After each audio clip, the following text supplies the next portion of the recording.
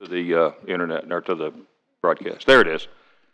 Good evening. I'd like to welcome everyone to the September 11th, 2024 meeting of the Sebastian City Council. If you would please stand for a moment of silence and pledge of allegiance.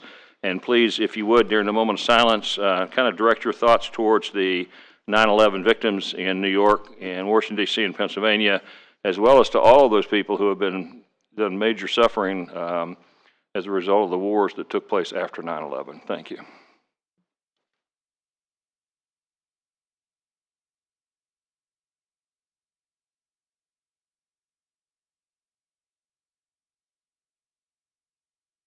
Thank you. Pledge allegiance to the flag of the United States of America and to the republic for which it stands, one nation under God, indivisible, with liberty and justice for all. Let's have a roll call, please. Mayor Dodd, Here. Vice Mayor Dixon, Here. Councilmember Jones, Here. Councilmember McPartlin, Here. and Councilmember Nunn. Here. Thank All you. right, thank you. Does anyone have any agenda modifications they'd like to make? Okay, hearing none, then the agenda is accepted. We're on to proclamations, awards, and brief announcements. We're going to have a couple of presentations by the Chief of Police, and then we're going to have some proclamations that I'm going to read. I'm going to follow him down front. Chief?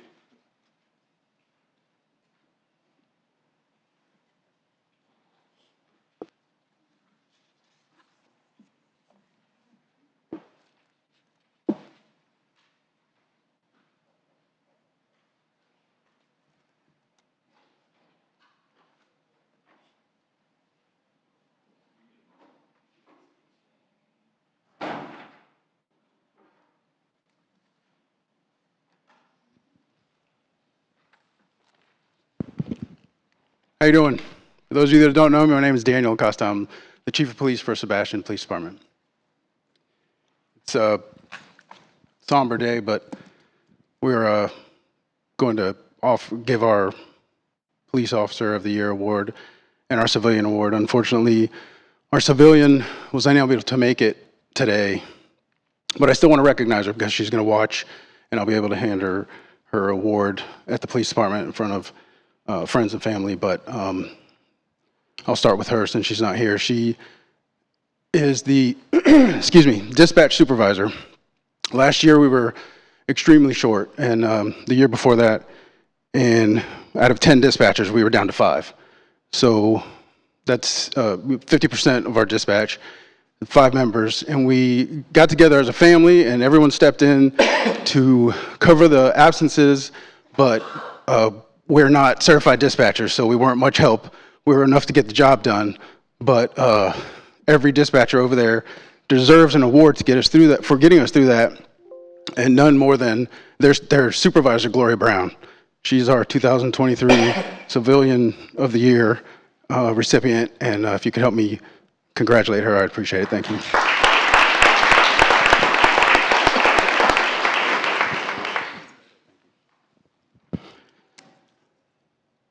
It is with pride and admiration that I stand before you to commend Matt Raddick as the Sebastian Police Department's Officer of the Year for 2023. Amidst the challenges and transitions that inevitably arise within our department, Matt emerged as a beacon of strength and stability. Matt's most remarkable feat of 2023 was his seamless transition into a supervisory role following the retirement of his sergeant. In assuming this responsibility, Matt not only rose to the occasion, but exceeded all expectations. His leadership was instrumental in guiding our department through the year, ensuring that operations continued to run smoothly and efficiently. It is not only Matt's professional ability that we commend tonight, but also his character and compassion. Despite the weight of his new role, Matt remained steadfast in his support for his fellow officers, whether offering guidance, lending an empathetic ear, or even when faced with the difficult task of discipline. Matt approached every interaction with professionalism and empathy. In every sense of the word, Matt exemplifies the values of the Sebastian Police Department: integrity, courage, and commitment to serving and protecting our community. His actions serve as an inspiration to us all, reminding us of the profound impact that one individual can have within our ranks. Please help me congratulate Matt for being our 2023 Officer of the Year.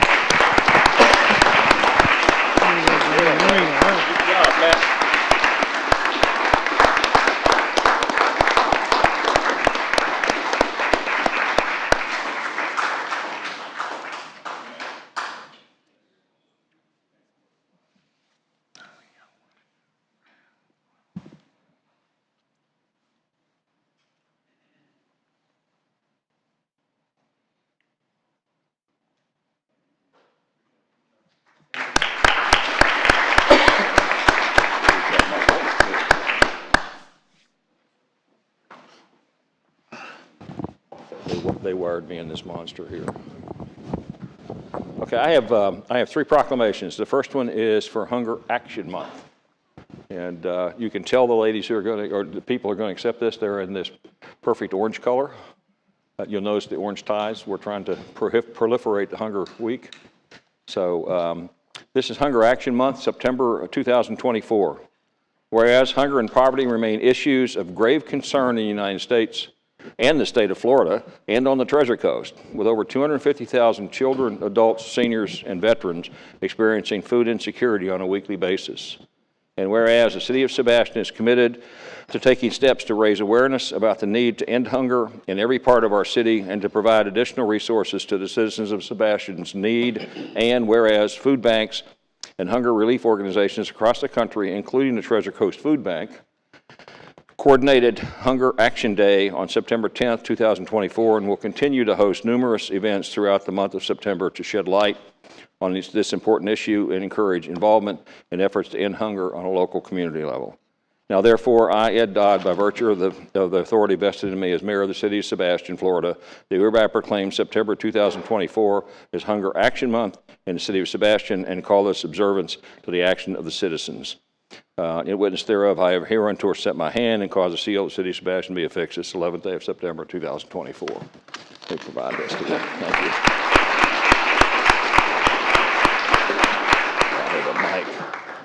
I believe it's on. Hello, hello. Okay. Thank you, Mayor, so much. Hi, everyone. My name is Sherry Siegfried. I am Director of Client Services for the Treasure Coast Food Bank. On behalf of the Treasure Coast Food Bank, President and CEO Judy Cruz, our dedicated staff, volunteers, and Board of Directors, I would like to thank you for proclaiming September Hunger Action Month. As a member of the Feeding America network of food banks, Treasure Coast Food Bank is leading the fight against hunger in our community by securing millions of meals and providing them to people facing hunger. We are proud to partner with more than 300 local food pantries, soup kitchens, shelters, and other emergency food providers throughout Indian River, St. Lucie, Martin, and Okeechobee. I'm going to let our volunteer Tristan finish the speech. Throughout the month of September, Treasure Coast Food Bank will be hosting many events. That includes the 4th Annual Outrun Hunger 5K, Light Up Orange, and more. For more information on all these events and more, please visit our website at stophunger.org/HAM.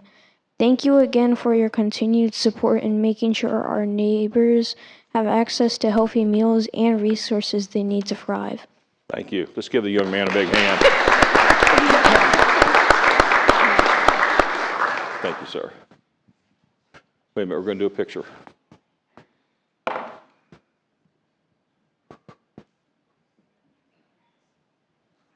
You come over here. Come up here. There we go.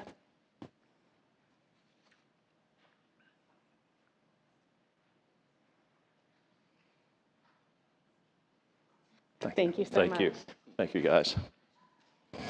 Do you want your, okay. Okay, this is a proclamation for National Surgical Technologist Week. There's someone? Yes. There's someone here. Hi. How are you? Okay. National Surgical Technologist Week. A little hint, my wife was a surgical technologist for years. And so when I read this to her today, she was kind of excited. Whereas over 60 years, surgical technology has grown to meet the ever-increasing demand of well-educated, highly skilled, and versatile surgical technologists. And whereas surgical technologists are entrusted with the lives and well-being of patients and provide a critical service during surgical procedures. And whereas surgical technologists are responsible for the appreciation of sterile and antiseptic technique in the operating room, they ensure that the equipment functions properly and facilitates safe and effective conduct during the invasive surgical procedures. And whereas certified surgical technologists graduate from an accredited program and receive certification certified by the National Board of Surgical Technology and surgical assistants based on the passage of a national examination. And now, therefore, I, Ed Dodd, Mayor of the City of Sebastian, do hereby proclaim September 15th through 21st, 2024, as Surgical Technologist Week across the City of Sebastian. And I urge all my fellow citizens to join me in acknowledging the important role of surgical technologists in the care and recovery of their patients. We honor these men and women whose diligence and professionalism keeps the residents of the City of Sebastian safe and healthy. In witness thereof, I have hereunto set my hand and caused the seal of the City of Sebastian to be affixed this 11th day of September 2024. There's that. Do you want to say something? Okay. You can't come up without saying something. Thank you to the City of Sebastian and Mayor Dodd. We appreciate this. I graciously accept this on behalf of the Florida State Assembly Board of Directors and the 4,100 surgical technologists that work in the state of Florida tirelessly with the surgical team. So we appreciate you as we continue tirelessly to raise community awareness of who we are. So ask yourself, who is your surgical technologist? And we appreciate you. Thank you. Thank you. You want to get a picture? Okay. Hey. Thank you. Thank you. Okay. Constitution Day.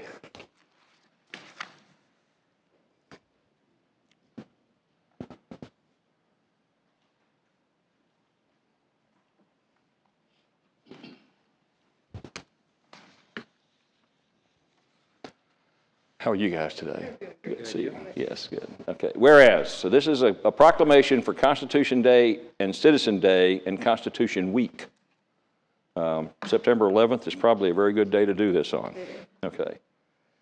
Whereas our founding fathers, in order to secure the blessing of liberty for themselves and their posterity, did obtain and establish the Constitution for the United States of America. Whereas Congress, by the joint resolution on February 29th of 1952, designated September 17th as the Constitution Day and Citizen Day, and by a joint resolution on August 2nd, 1956, requested that the President proclaim the week beginning September 17th and ending September 23rd of each year as Constitution Week. And whereas celebrating the anniversary and the signing of the Constitution provides an opportunity for all Americans to realize the achievements of the framers of the Constitution and the rights, privileges, and responsibilities it affords us. And whereas the City of Sebastian recommends ourselves to the enduring principles of the Constitution and thereby secure the blessings of liberty to ourselves and our posterity. Now, therefore, I, Ed Dodd, by virtue of the authority vested in me as Mayor of the City of Sebastian, Florida, do hereby proclaim the day of September 17th, 2024 as Constitution Day and Citizenship Day, and the week of September 17th through 23rd, 2024 as Constitution Week. In witness thereof, I have hereunto set my hand and caused the seal of the City of Sebastian to be affixed this 11th day of September, 2024. Okay, do you want to take that? Which one are you going to talk?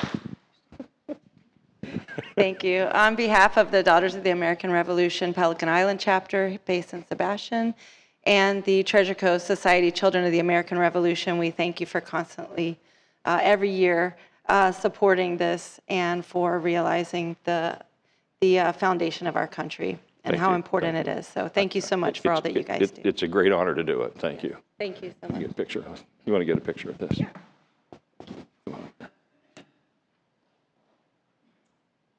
Thank you, God. Thank you. Thanks.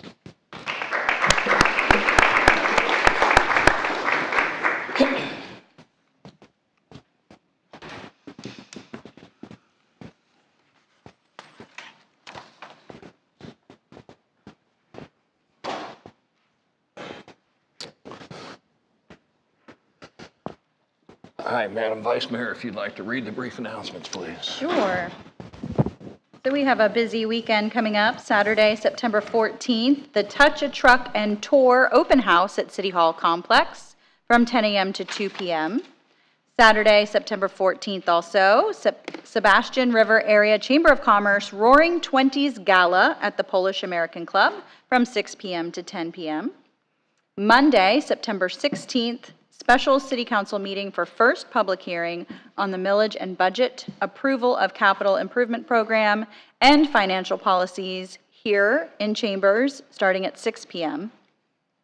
Then next Friday, September 20th, the POW MIA ceremony at Riverview Park Veterans Memorial beginning at 11 a.m.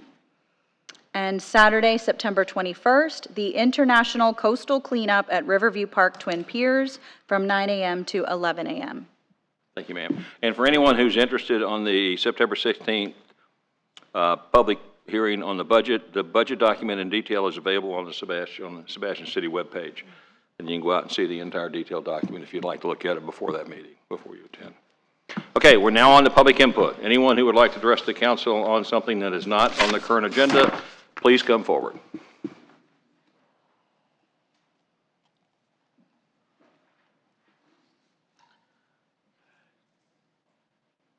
As you all know, I'm Ann Stanley. I'm here to discuss something that is dear to my heart, and that is the lack of handicap parking spaces.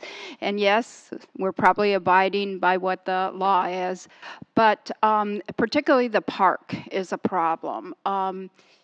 As you all know, I became very familiar with that situation in January for probably 3-4 months. And that was one of the places that I was able to go to and practice walking and that type of thing. I also help a friend of mine, a very familiar friend, with her elderly mother. We go to the park with the festivities that are at the park. Many times it has become a problem. I help her get her out of the car. There is no handicap accessible parking that is convenient for her. I also have run into it in some of my familiar places. However, I was explaining to Vice Mayor Kelly a situation where I even brought it to the attention of our community officer that they had blocked off all the handicap parking, and there was none that day on a Friday evening. I was in bad shape. I had arrived by myself. I was going to meet friends there. By the grace of God, I had to sit and wait for a parking space that was just in the front there at Hiram's. I know that's probably out of your control. That's more of a police issue. But Mr. Hart never got back to me. I don't know what happened. I asked him if he would go talk to him and explain to them that they were violating the law. And it was just a bad situation all the way around. I think that we could use at least 2 or 3 more on that one stretch where the sidewalk is, because I would run into ladies, gentlemen that were also, you could tell they were just getting out of a rehab situation, as I did. If you've never been in this situation, you're not going to understand, Mayor. The mayor will. He sees that situation with his wife. So I really appreciate it if we could do something and better the lives of the people that are really in hardship. Thank you. Thank you, ma'am. All right, anyone else like to address the council on something that's not on the agenda? Yes, sir.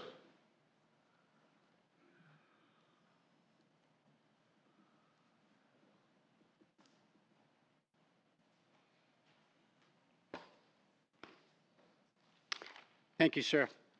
Damian Gilliams, for the record, 1623 U.S. Highway 1, Sebastian, Florida. City resident for 40 years. I had to refresh my memory about your public input. You invite the public to speak on the public input. You are the public servant. We have a right to speak on the public input without being interrupted. We have a right under our First Amendment to speak as we feel necessarily. And I feel that I can never get to this meeting without getting through public input, without being interrupted. So, Mr. Dodd, Mayor Dodd, Public Servant Dodd, I do not accept your apology because we've been down this road many a times. I know the following day you apologized, and I don't think you have learned. You're just not fair, and you have an agenda against me. What it is, I don't know. When I left the meeting the following day on Thursday, there were comments made about the cemetery, about me being dishonorable and saying that it never happened. Well, if you can get your financial director to show me where the funds for the surplus property that was supposed to be executed is in the account, I will be happy to deed over one of my properties to show this community that I am not a liar. And Mr. McPartland, I know you're laughing, you think it's a joke, and I'm calling you out. Don't interrupt me. I'm calling you out, and I'm calling Mr. Dodd out, and I'm going to talk to you, Mr. Mayor, because you're chairing the meeting. That was dishonorable and disrespectful. You know that there are assets that are missing to this community, and you don't want to own up to it. That's okay, but don't call me a liar. I did some research, and I'm reviewing your budget, and I'm looking over your CAFRA, and we all know what the CAFRA is. That's the Annual Comprehensive Financial Report for after the 2023. And I want to thank the city manager for giving me the tour of your new $9.6 million facility over there at the airport, the Public Works Department, where they're located. His staff was very kind to allow me at least an hour to go through things. I noticed that when I was on city council, the budget was $3 to $4 million for that property to do that new building. And I see it was at $9.6 million. And I can share with the community what page it's on, done by your auditors. And it's in the 2023 completion, and it's in the book. That's called bid rigging. Fort Pierce city manager just got arrested for doing that. Our city manager did not disclose that he was a part of that company that got that contract. And what they do is, I saw this movie before. Same with here at City Hall. Came in at $3-4 million, and then they do change orders. And then when the contract's all done, it was $7 million. Terrence Moore was not here thereafter. He left. And the community needs to know that, because when I was on council, I tried to disclose that to everybody in the community. I saw this movie before. Here we go again. And it did. It happened again. Paul Carlisle, who was part of that company that got that contract, call me out if you want. The budget shot up to 9.6. Oh, well, inflation. Bull crap. It's not inflation. That's called changing the bid orders, coming in low, changing the order, and coming in high. Everybody knows that game because they're doing it over in Fort Pierce, and he just got arrested. So stop taking the taxpayers' money.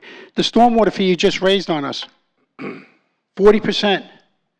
30 years since 2001. It's been $30 million.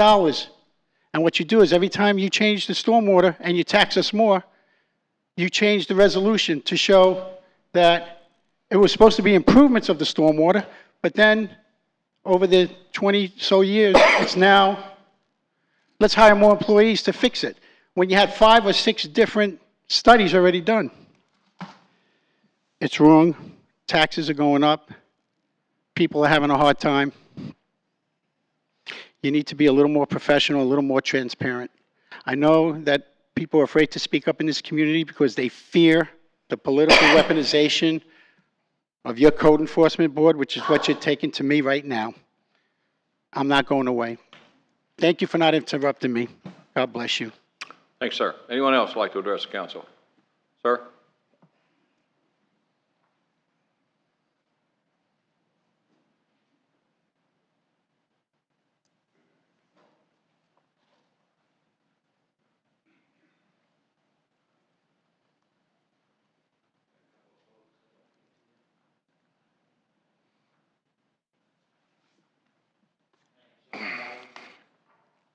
Lived in Sebastian for more than 50 years. I went to school over here in elementary.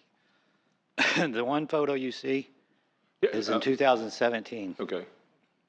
The other photo is the last 2 weeks. I've been trying to find out That's if I, the earlier, later? that's earlier, that's later. Okay. I'm going to pass this down so everybody can see it. My question is just when do you think they're going to do something about it?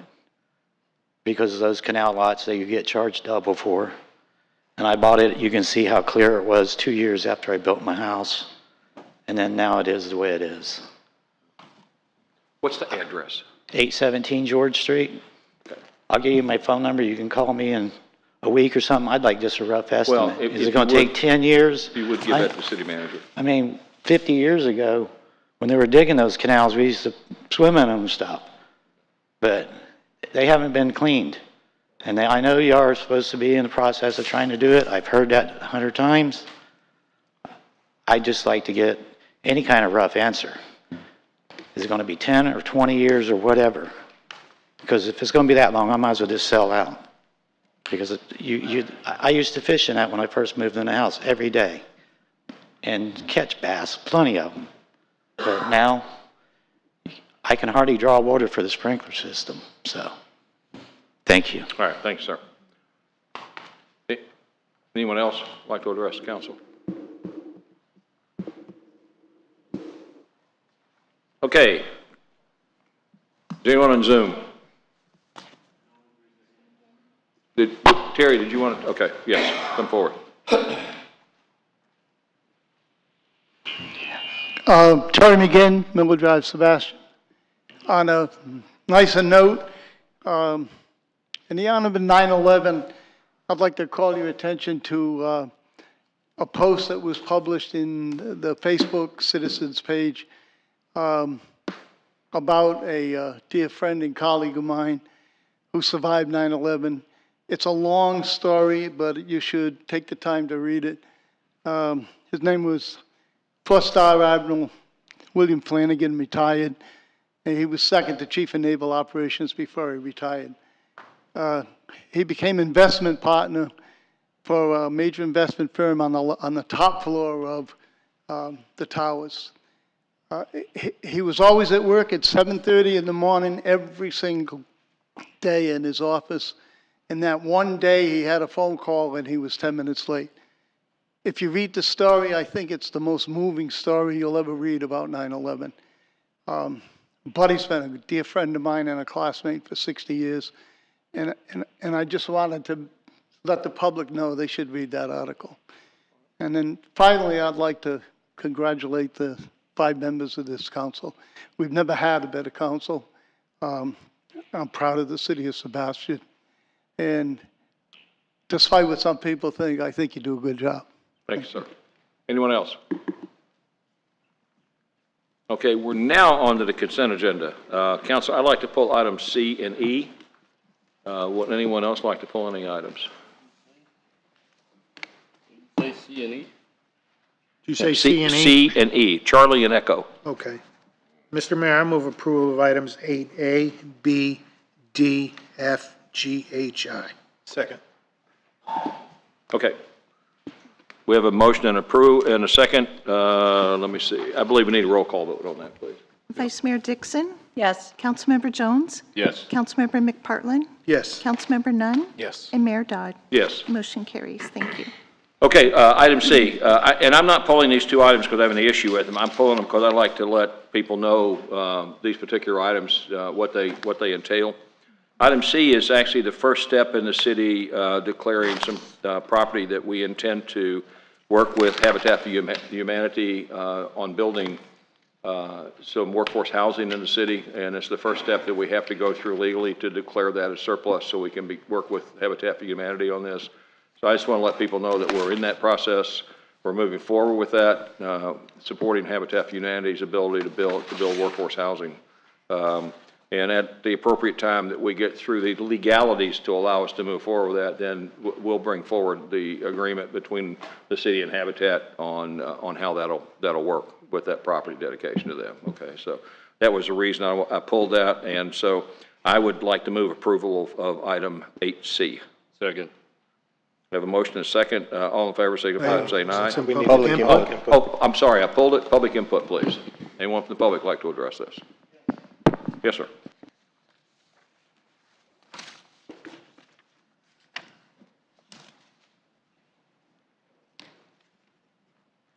Thank you, sir. Damian Gilliams. I think that's great that we're trying to find affordable housing for our community and using taxpayers' money to do that. In the study of it and the putting together of these assets, I hope that you consider not just the city employees for these assets, but you also consider first responders, veterans, teachers, and so forth. I think it needs to be open to everybody based on a sliding scale of income. And I think it's a good thing. We do need affordable housing. I just hope that it's transparent. Thank you. Thank you, sir. Anyone else?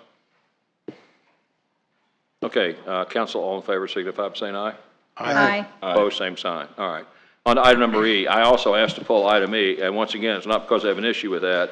I'd just like to emphasize that this is the continuation of the city's efforts and the city manager's efforts to provide growth-type education to our staff.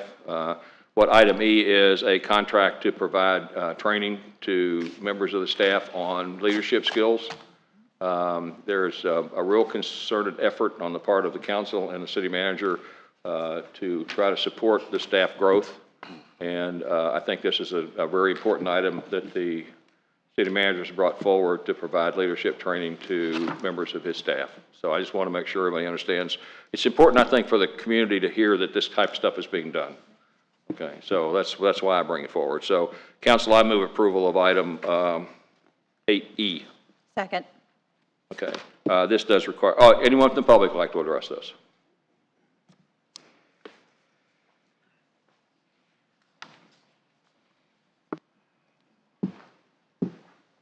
Thank you, sir. Damian Gilliams. It's been a very long trail to try to get this council to consider a citizens academy. A citizens academy would save this community in excess of $250,000 minimum by bringing in citizens that are retired that can do work that you do not have to direct to your paid staff. You have a police academy that's very successful. It saves this community between $250,000 to $300,000 a year. Why aren't we not duplicating a Citizens Academy where they can be a part of the BTS USA Incorporated Leadership Training so that we have more people here being a part of their community that want to give back to the community, but yet, for some reason, this council and other councils, not saying this council, I don't want to get ahead of myself, maybe you may reconsider bringing in a Citizens Academy that will bring down the expenses of government. When you have a Citizens Academy and you set up a grant department that goes out strictly for federal grants, state grants, county grants, etc., and you're utilizing citizens that are retired that have the ability to fill out forms, why not? And then you're going to bring a company in to train. Why not just train your staff as well as the Citizens Academy? Maybe you don't want the citizens in the building where everything happens, watching what's going on. I don't know. I'm not going to assume anything. But I'd like to see one of the council members in a second and some discussion about why we should not have a Citizens Academy. They do it all over the United States in different municipalities, different states and counties where it saves the taxpayer money. And I've been speaking in front of councils in the past for 10, 15, 20 years about a Citizens Academy, but for some reason, it does not seem to want to get picked up on and caught on to. And it's not costing the taxpayer anything. It's just a matter of training people in different departments part-time. The Sheriff's Department has a volunteer department. It works for them. It works for us. Why not? unless there's something to hide. And you don't want the people here in the people's building, the government that represents us. Maybe there's something to hide, too many eyes, I don't know. But I think the city manager should take the initiative and put this on the agenda. And let's institute it. Let's go ahead and get the Citizens Academy started. And we can call it the Mayor Dodd Citizens Academy. Thanks, sir. Okay, we have a motion and a second. Mayor Dodd, may I talk about this item? Oh, yeah, talk about this item. Yes, I would request that you talk about this item. I think during a item, I think responding to a person is perfectly acceptable. It's public input that is not. But the question I would ask, if I may ask the city manager a question, don't we have a program that we have volunteers that come into the city and have worked? I don't remember how many we had, but we had a program that we were actually doing that, were we not? Volunteers? So we'll take any volunteer that wants to come into the city and assist us. I'll state that first off. Second off, I think what you're referring to is we recently worked with AARP. Yeah, right. And we had a program that they paid the employee an hourly wage to come in. We utilized those services for a few months. And then basically what it is it's a little bit of a training ground for that person. So they come in here, they work with our staff, they get some customer service underneath them, and the goal of that is so that that person can move on and get a job that pays a little better, has some benefits possibly. But we have implemented that. We're still in communication with AARP and a couple other groups as well. And whenever they get inquiries from people that are interested, they send them our way if they think that they fit with the city. Okay. So we work with that currently. But as far as volunteering, I mean, we'll take volunteers to come and assist us, anytime with anything. I mean, we have good number of volunteer opportunities, especially out natural resources and different things like that, and go from there. I appreciate that. Thank you. That's great to hear that we're also serving our senior citizen community and other people and giving volunteer opportunities. Thank you, Mayor Dodd. Yes, sir. Thank you. Anyone else? No. Oh, yes. I saw your hand come over. I was just going to say, in addition to that, I mean, between our advisory boards, we have the Budget Advisory Board, between Planning and Zoning. I mean, all of these wonderful volunteers have access to a lot of information as to what we do and how the city works. So, a lot of transparency here. All right, thank you. And I would also mention that the Sebastian Police Citizens Academy has been very good, goes once a year. They should be starting signups probably in January, I imagine. And they look for a class of about 20 to 25 people. And that's been going strong for at least over 13 years. And they fill that up every time, too. It's awesome. Okay, we have a motion and a second. Let's see if we can get a roll call on that, please. Councilmember McPartlin? Yes. Councilmember Nunn? Yes. Mayor Dodd? Yes. Vice Mayor Dixon? Yes. And Councilmember Jones? Yes. Motion carries. Thank you. Okay, Council, item 10A, I believe, is a motion, an item for the Board of Adjustment to hear. So I think I have to adjourn the City Council meeting at this time and call to order the Sebastian Board of Adjustment, if we can do that. So we'll do that right now. And we're on to item number 10A, which was tabled at our August 28th, 2024 meeting at the request of the applicant. And let's turn this over to the staff. Mr. City Manager. Thank you, Mr. Mayor. I'm going to turn it over to Ms. Bosworth and Mr. Eseltine to handle their presentation. Good evening, Council. This is a request for variance for a newly constructed single-family home that was built 5.8 feet from the side property line, where the zoning district requirement was 10 feet. We have had other variances come before you for this type of matter for older houses that were built in the late 70s, early 80s. Title company picked up that they were encroaching in some setbacks. So variances have come before you. That is at a time when houses were built on plot plans, not even surveys were required. Over the years, between the Florida Building Code, city policies, we have implemented processes in the building permit and inspection process so that that doesn't happen again. And so this was, Holiday Builders brought this to our attention when they discovered on their final survey that the house was encroaching into the setback. Our process usually comes in with the building permit application. You'll have a proposed survey. This is the survey that the zoning technician is reviewing for setbacks, building coverage, lot sizes, the size of the houses. That proposed survey gets signed off if it meets all of the zoning district requirements, as this one for this 631 Mulberry did. It did meet the requirements for the setbacks. The form board survey is the next survey that comes in. Contractor puts up those form boards before the concrete is poured. Another survey is required to be submitted. The building department is checking that also to make sure that the setbacks are met, again, as per the proposed survey that was signed off and reviewed. There then begins the construction of the walls, the other inspections that the building department does. Before the house is CO'd, a final survey is required. Again, this is another, another check to make sure it's met. The final survey also shows now the driveway has been poured, any sidewalks, the concrete pad for the AC. All of that is shown on the final. Right before the final survey was going to be submitted, Holiday Builders did reach out to us. They are the one that caught that there was this encroachment into the setback.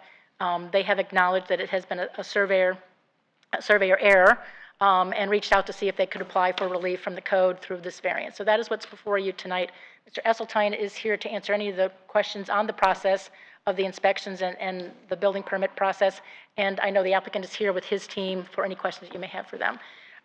As we reviewed this, what was unique about this process or this variance application is that based on the criteria that they have to meet, we feel that they do not meet the criteria. There is nothing unique about the size of this property or the shape of the property. If they are given this variance, it is an extra preference that they may get that other single-family homes don't get. We've included that list of criteria in our packet. But the cure for the variance, if it is denied, is that it's going to be a quite hefty repair bill for them to relocate the portion of the house that's in the setback with another building design, truss design. It's going to be a costly cure for them. Staff has recommended, I also wanted to say that because of the house, the way it was placed, the septic tank and the drain field was also placed in the wrong place. We have already let the health department know. They have rescinded that permit and they are requiring them to relocate that. That's going to be required. But we have a couple of conditions that if you do approve the variance, we're requiring that the septic tank, a new permit is issued, and that is done per the health department requirements, and that this should be done within 180 days, that they make any of the prayers. They have offered to do a fence and landscape hedge between the two property lines of the ones that they're encroaching on, but obtain the certificate of occupancy within 180 days. If the variance is denied, we are requesting that they come in with a time to demolition or any type of other permits that they will need based on the cure that you're going to require for this. Dory, in our packet on page 127 is a picture, an overhead picture, I guess, from Google Maps or from something. Can you tell me exactly which piece of, there's a green line around an empty lot there. Is that the piece of property we're talking about? Or is it the house next to it? Yes, no, I apologize. This was from the property appraiser's office, and because this is a new house that's under construction and the CO has not been issued, it's showing as a vacant lot, but that is the location of the house. That's what was confusing to me, is that was around a vacant lot, and I thought we were looking for a house. Yeah, we did an aerial for the, this is the most recent aerial we could get. All right, and you mentioned a landscape fence, that they'd agreed to do that, but that's not anywhere in the report that I see. Or did I miss it? Yes, I believe. Number 8, additional staff comments. It's number 8? Yes, additional staff comments, 123. Okay. All right. I missed it, so I'm sorry. Mm-hmm.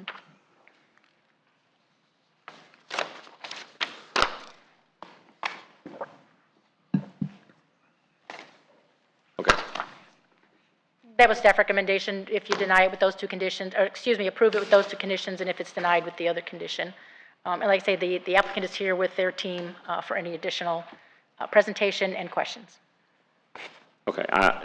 Does anyone on the staff want to hear from the applicant on this? Is there any, I mean, it's pretty straightforward. It was built in the wrong place. please. Are the neighbors here? Yeah, is there anyone in the audience who would like to talk in opposition of this? Or also the applicant, if they want to speak. Yeah, okay, all right. Would the applicant like to make a presentation? You're not required to, but you can if you'd like. If you'd like to speak, you have to come forward, give us your name, location, please. I'll ask you in a second, ma'am. He's the applicant. We want to let him speak first. Tony Palumbo, Holiday Builders, Vice President of Acquisitions Development. We're just here to answer any questions and anything that we need to negotiate, additional landscaping, irrigation, whatever. Okay. There's no ability to reconfigure the house. We would have to demolition the whole house. Okay. Yes, ma'am, you may come forward. Yeah, hi. I'm Tony Eros, and I live in the home next door to where they built. And my main concern is that they're so close to my property that it's going to affect the resale value. And that's what I'm concerned about. They've been very kind and very sweet about keeping me informed about what they're going to do. But a fence or a hedge is not going to really solve the problem of the resale value. That's my argument. All right. Thank you, ma'am. Okay, counsel. Is there anyone else in the audience who would like to speak on this matter before I do this? Seeing none. Counsel, do you have any I have input? a couple of questions, Mr. Mayor. Mr. Esseltine, so is this something that's happened very often, or has it ever happened with one of our houses? It hasn't happened in the 20 years that I've been here. Okay, so I there's think nothing that needs to be changed in process to keep it from happening again. It's kind of an anomaly. everyone is dependent on the surveys. You know, the proposed survey comes in, we check to make sure that it meets the setbacks and elevations, drainage, and any kind of flood requirements. And then the permit's issued, and we have a stopgap. Before the slab inspection can be done, they have to turn in a form board survey, which verifies that the actual form boards before the concrete's poured is in the right place. Okay. So in this case, there was just an error. The proposed survey was good. I guess when they laid it out in the field, with the surveyors laid it out, that there was a mistake made there. That same mistake carried over to the form board survey. So when we looked at it, everything looked okay. And then the sub inspections happened from that point. But when the inspectors are out there, they're not really focused on that because that's honestly being done by surveyors and being checked by the building department. So they wouldn't even be allowed to be scheduled unless that was already pre-approved. Right. So they're not really thinking about that when they're out there. They're looking at what's in the slab. Right. Okay. I appreciate it. Thank you. That's all I have. Anyone else? Yeah, I just have a couple of questions. One of the questions that I have was the same that Councilmember Nunn had asked, had this happened to this builder before, or have we seen anything like this in the city? Because it seems like there's a real technical error that caused this big problem. And I don't know that anyone could have foreseen that. The septic system, it is going to be removed from where it is and placed in another location. Is that correct? Yes, we reached out to the health department. They rescinded their final inspection. We brought it to their attention that an error was found. They visited the site and they said that they would have to relocate the septic system to get it out of the easement. Right. Okay. One of the other things I noticed is that I think I'm not sure if I'm right or not. Is the homeowner here, or is the homeowner living in the home, or the homeowner lives somewhere else and they rent that home? I'm not sure that this house has been conveyed to anybody or not. No, I'm talking about the house next door. Yeah, right there. That's the owner, right? Yeah, that's a tenant, though. That's not the owner of the property, is right? Ma'am, could you come up? This is kind of a legal hearing, so everything's got to be on the mic, so it's recorded. All right, Fred, you can ask her questions now if you'd like. I'm a Chen, honey, but I'm representing the owner. She lives in California, and I'm a family member. So, Right, okay. Okay. Yeah. Yes, Does ma'am, that thank you. clear So, when they spoke to you about, or anybody over there about a fence or hedges that would be 4 to 6 foot grow up, I think if we're gonna do hedges, I think we obviously need some drought tolerant hedges like Calusia or something like that, things that's gonna grow to keep the property secure away from the other piece of property. So I don't know if that's amenable to you or your family member who owns that, the fence or. In lieu of tearing the house down, I mean, if you put a fence up, I'm going to feel like I'm in jail.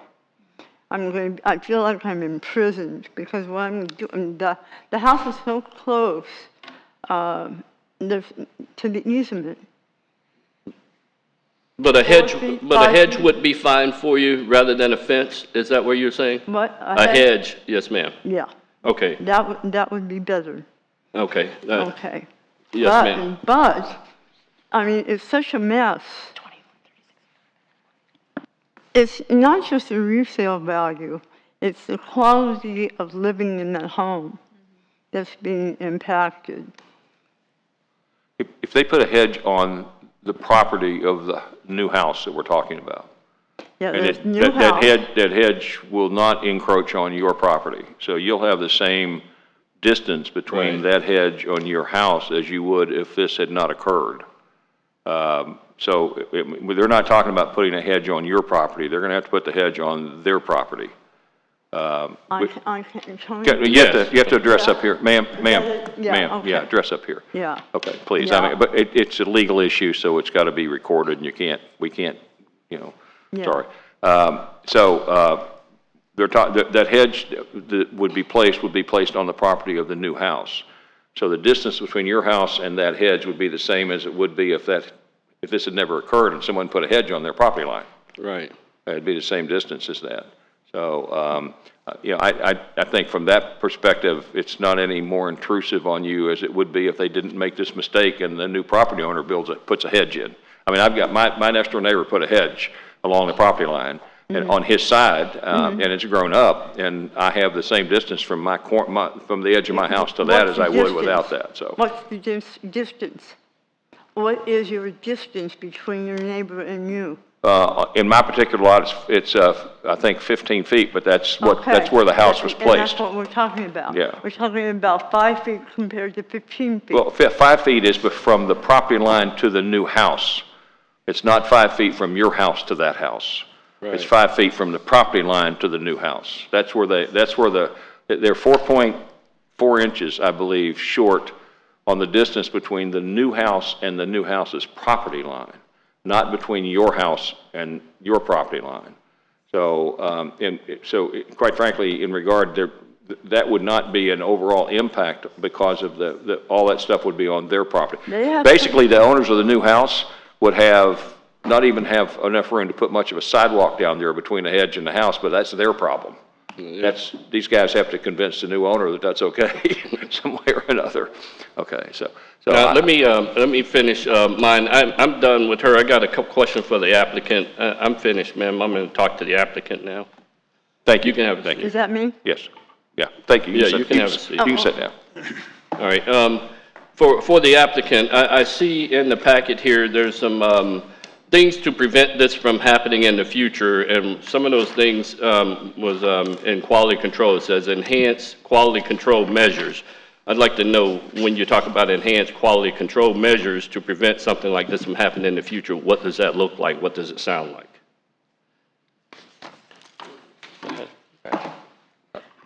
Good evening, Council. My name is Dodie Keith. I am actually the owner of Keith & Associates. We are the surveyors for Holiday Builders, and this is our error. I stand before you tonight very embarrassed. I've been a surveyor for over 35 years and never had any kind of structure or building in a wrong place. This does not happen when proper procedures are followed. Your staff is correct. Your staff followed all the procedures that would have been there's nothing staff could have done different to determine this. So this is solely the responsibility of my firm. Basically, in some of our processes with the nice new equipment that we utilize today. The way we brought control to the site, there was a remote calibration just kind of to simplify the process, utilizing the GPS. There was a remote calibration process that was done incorrectly. So the control in the street, which my surveyors set, ended up being off by 5 feet. They utilized that control for all the construction purposes. When we got to the final is when the process corrected itself and we were able to determine, because the correction was tying to the property corners, is where the 5-foot error was determined. So Mayor is correct. It does no encroachment, nothing would go on to the neighbor's property. Any fencing or hedging would be solely on this property. So that the existing home of the neighbor will be the remaining distance. There right now is about 17.5 feet between both buildings, structure to structure. So there's not, so the narrowness becomes the harm to Holiday Builders because the house is closer. We still have to move the septic tank in the, as staff indicated, for the health department sign off. The septic tank will move. So that was staked from the building. So we've got everything off a bit. So the septic tank will move. And before we can get a CO, that has to move as well. So the correction has been on my team and in my office on proper procedures with third point checks, and there's proper ways surveyors do their work in the field that this should never happen. And so I stand before you very embarrassed to the harm I'm causing to Holiday Builders and a number of folks in the community and to yourselves. But the only solution that we have is what's been presented. Otherwise, we're tearing a house down, which was ready to sell and ready to go on market. So I humbly ask for your support of this. I can assure you Holiday Builders procedures are intact. The cities are, and this is procedures within my team and my organization. That record surveyor is no longer with my firm, and we have proper procedures and have worked with, I run survey out of 3 different offices in the state, and we have worked with all 3 offices to make sure that proper procedures are being utilized on how we do our work everywhere to assure we don't have issues like this statewide. And that's really where we are today. So I would humbly ask your support, and anything else I can answer. That's it for me. Thank you, Mayor Dodd. Yes, sir. Anyone else? Any questions? Do you have questions? Measure twice, cut once. But the part with the hedge, once, right? I'm fine with the hedge, but this is like perpetuity. That hedge has to be there. What if, sometimes you put a hedge, the owners may not like it, cut it down, then the homeowner has a problem on the other side. So where's the city's thing in this? I mean, because then later on, neighbors always have a problem with the trees that grow over the other person's. And it says, what's the city's responsibility in this? Or is this going to be perpetuity, a hedge or a fence, or is this just a one-time deal? If the hedge takes and dies, there's nothing? No, I think we should be able to add that in there, that's for sure. I believe if it becomes a condition of approval for the variance, and this is made a part of the order, if one of those conditions is not met, the condition of approval becomes null and void, or at least it's not being continued. So it would be something that I believe through code enforcement that the city could enforce because it was placed on an order for this variance, the granting of the variance. And that I would check with Jennifer. It would have to be something that would run with the property. So eventually it'd be the new owner's responsibility. The applicant. And the variance runs with the property it's recorded, correctly? Correct. So if we make it, like as Dory said, if it's a condition of the variance, then that does run with the property. Correct. But it's a code enforcement issue if it turns out that the hedge dies or something happens to it. And it's with the new owner that we would deal with. Correct, and I'm not sure in terms of it being checked monthly, but if there was a complaint from either the tenant, the neighboring to the north, and or the owner, if there was any type of complaint with code enforcement, we would have that order to stand on to make sure that it got replanted and that it stays.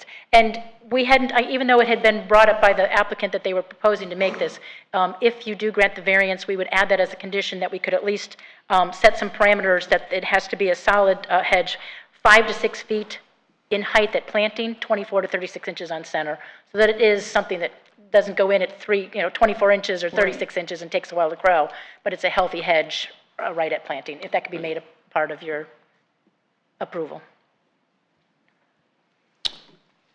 how does accepting this variance affect the city moving forward to prevent, more sloppy building, for lack of a better way of putting it? Personally, I don't think this is it's pretty much an isolated incident. I mean, Okay. this is not something that would be, wouldn't expect it to happen again. I mean, professional surveyors, they're professionals, they put they sign and seal these documents. I don't think they make mistakes like this very often. I think it really is a isolated incident. Like I said, I've been here 20 years now, and we've never had this problem. And we have stop gaps put into our system specifically for this reason, to look at the slab form boards before the slab's poured, so that if there is a problem or an error somehow, it can be fixed before the concrete's put down. And then how does relocating the septic tank affect future construction in the area? Because as I see here, there's still, thankfully, some empty lots left. I know there's, 75 feet I think you have to have between wells and, Well, the septic, if I may. Yeah. Septic tank just has to be, I think it's encroaching by a couple of feet. So. it just has to shift a little bit? Has to shift. Okay, it They're doesn't gonna have to be completely do whatever they relocated? have to do. Okay. Maybe take some off of this end to move it over and then add some at the other end. I'm not really sure. That'll be up to the septic tank contractor and the health department. But we wouldn't issue a CO until we get the health department's blessing on that. Okay. Is this one of the new septic tanks? Yeah, that's another. Is this one of the, is Just this thinking one of the about that. new septic tanks? Probably Yes, not. it is. They're like 3 baffles, so they may be able just Yes. to move one of the baffles over or something? It's the baffle end that has to. Yeah, so they might be able to just slide one of them over, okay, all right. That's good. Well, I will say that I was pleased when I read the letter from the surveyor. I mean, they did lay out specifically what procedures they've implemented to try to make this not happen again. I mean, I thought to myself when I first read this, did nobody just sit back and look at the survey stake on the property and think, gosh, that's a little close? But I understand how those things don't happen because it's not anybody's specific responsibility to do that, and it's all done in the plans. And I will say that this is probably not going to happen a whole lot because survey companies that do this a lot won't stay in business very long.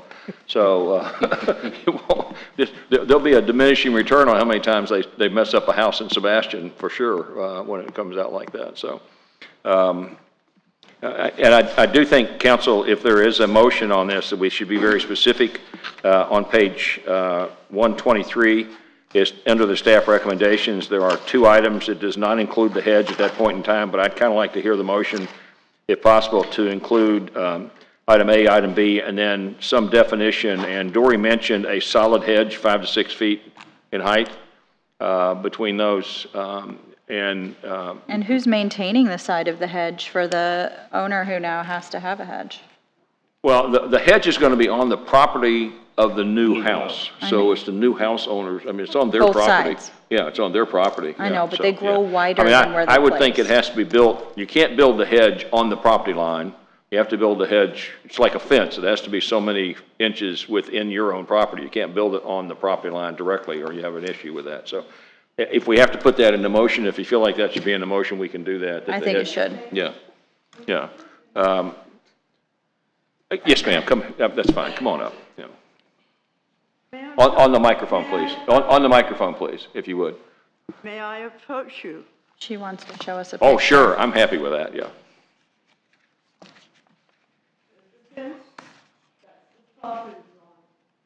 Okay, yeah. There is no roof. Okay, can we can't see that. We can't see Put it on the that. thing. This picture? Can we put it on the overhead? IT, Joseph, can you? Can somebody help her put that on the overhead She's not speaking into the so it's mic, so visible? we're not Joseph? getting this on record. It's in the record, yeah. Yeah, So once she's showing it, we need to make sure that the clerk can get a copy, and it has to, we don't generally accept that. okay, all right. All right, now, whose fence is that? So that's on your, that fence is on your property line. Ma'am, please speak into the microphone. Ma'am, go to the microphone if you would, please. Ma'am. Go to the microphone if you would, please, ma'am. Oh. Yes. All right. So that fence is on my property. Now, let me ask a question, just to make sure we clarify what we're looking at. This is looking at the grass area we see is your property, correct? No. No, the grass area we see is the lot that this house is on? Yes. Okay, and so that is your fence? Right. That has the unfinished area towards that property? Right. And the other side of that fence is your property? Right. Okay, and I mean, if they put a hedge, they're gonna put a hedge right along your fence line? Exactly along my, Okay. You got to talk, ma'am, you got to talk through the microphone up here. Oh, okay. Okay, I say it's a legal proceeding, it's recorded, okay. So. Well, okay, yeah, it would be right along that line, but that's kind of like the easement right there. There's no room to move. I can't walk because of the way the property is. It's on a hill. Okay. So I can't walk a straight line. I have to walk down along that fence line in order to get to my gate. Let me make sure I understand. Are you saying, is your yard completely fenced in with a privacy fence? Yes. Privacy fence? Yes. It is, yes, okay. Mm-hmm. Yeah. So. No, it's not. The applicant, I think, wants to provide I'm going information. to let him, I'll let him come up. Well, let me get this so we can, yeah, okay. I think he All right, so now, do we need to try to get a photo of this so we have it in the record? Madam Attorney? Joseph, is a screenshot possible of this? I can take a screenshot of the phone. Okay. All right, Brian's going to come down and get a screenshot of it. I mean, since it was presented, it needs to be in the record, I know. I shouldn't have let it come in, but. As long as we get a copy of it. You can see it on page. You can see it on page 127. Now that I see that, I'm seeing the fence. There's only a little piece of fence back there. Mm-hmm. Okay, now, would the applicant like to come up? Ma'am, thank you. Ma'am. Yes. Thank you. Okay. So we do have to let you know. Well, thank you, ma'am. Thank you. You've shown that. We can't, yeah. There is a time limit. Okay, thank you. We've got that. Thank you. I see what you're saying. It's a small piece of fence. Mhm. Okay.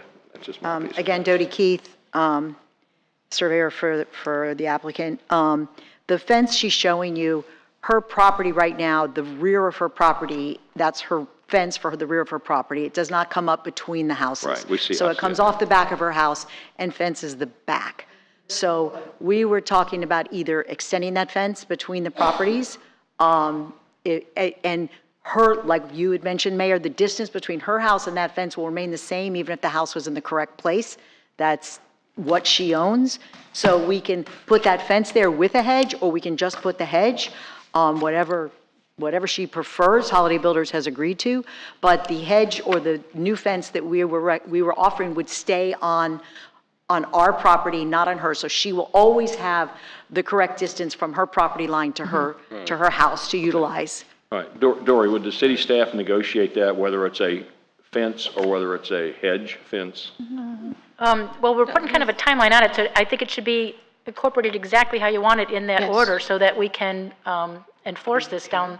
Okay. All right, thank you, guys. Yeah. All right, thank you, guys. Yes, go ahead. I just want to share, I've been listening, but I'm also thinking that if I bought this house and I just had a hedge and I wanted a fence, I'm going to come in and ask the building department to put a fence up down the property line and maintain the hedge. Okay. And we may want to just do this one time and put that fence in and put a hedge in at 6 feet. It'll probably be a white PVC fence or, something nice and aesthetically looking.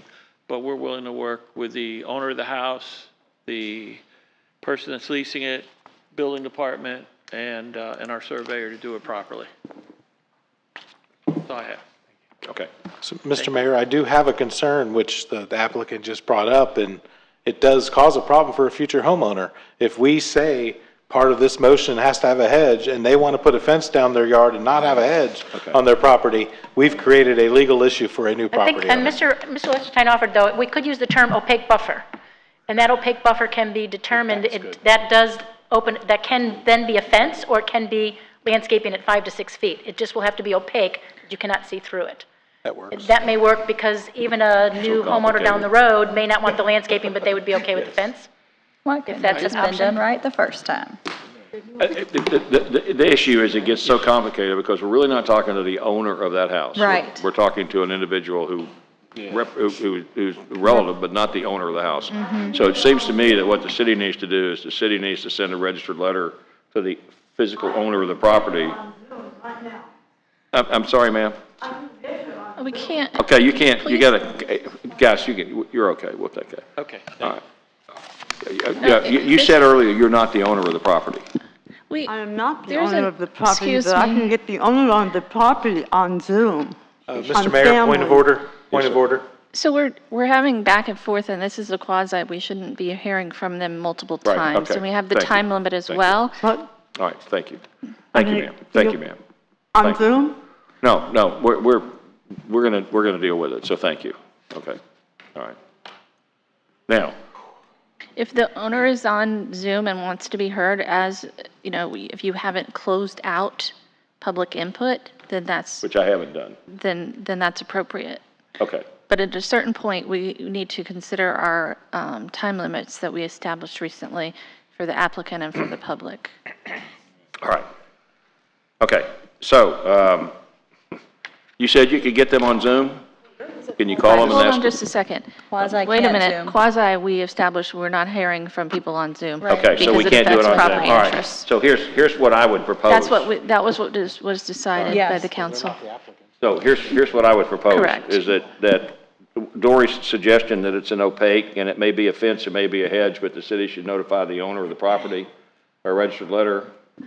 I would suggest that you don't want to get into down the line issues. You have the owner of the property at this moment, and it will run with the land. It'll be their obligation as part of the title, and when they sell it, to notify future. I'm not talking about the property in the new house. I'm talking about just, do the owners of the property next door want a fence extension, or do they want a hedge extension? How could we know? Like, We can ask you them. can't get into all of that. Hold on just a second. That's not confusing. You ask. Right.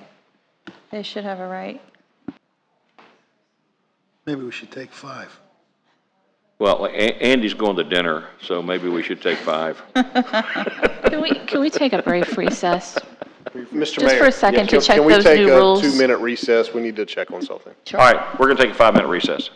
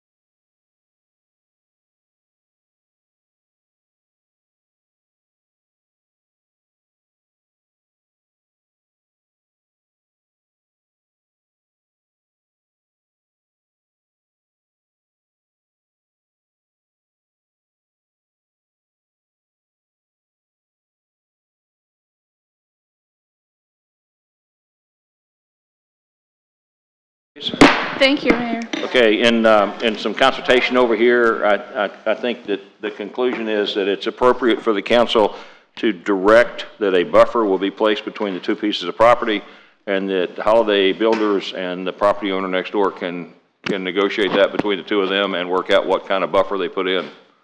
Mayor. Mr. Mayor. So thank you, Mayor, for that brief recess.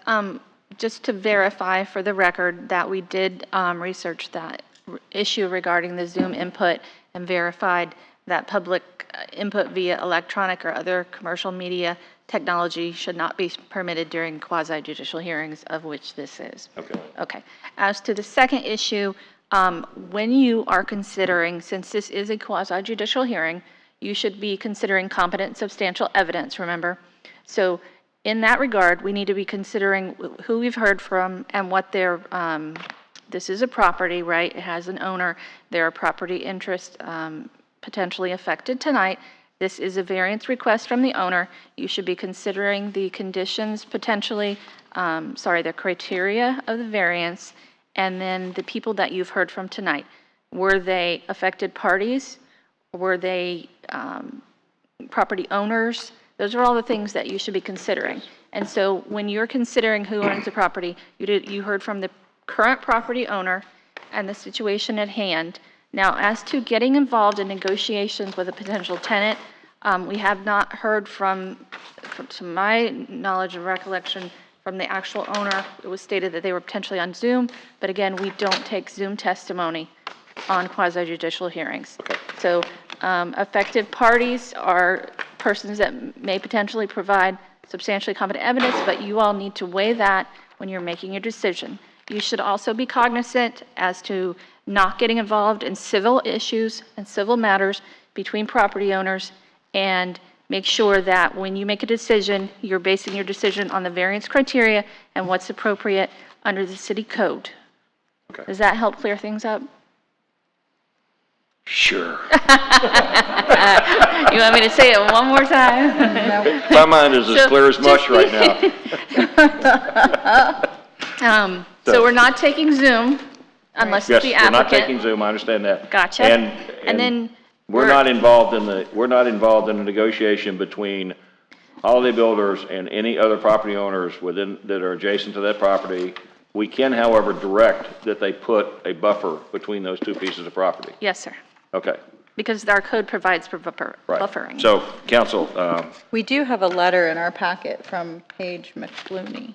That's this lady. That is this lady. That's that lady Okay. right there. I didn't catch your name. No, It's hard to understand. To clarify, that's not this lady here. That's the well, owner. She's not the property owner. Correct. Okay, This is the lady that owns the house. She She's lives not in the property California. owner. Okay, so basically, I believe that we're at a point now where the council can either, if they want to deliberate additional, fine, or we can put a motion together. I do believe that the motion should contain 3 items. First of all, if it's a recommendation to approve the variance, then it should maintain 3 items. If it's a recommendation to turn it down, they don't care about any of it.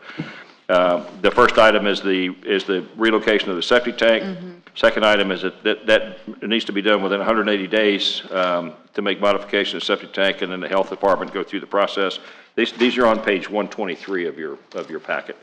And then the third item would be that we direct that a solid opaque hedge or solid opaque buffer be placed between the two pieces of property. The one that's to the north. Yes. Yeah. Okay. It would be on the north property line. On the north property line.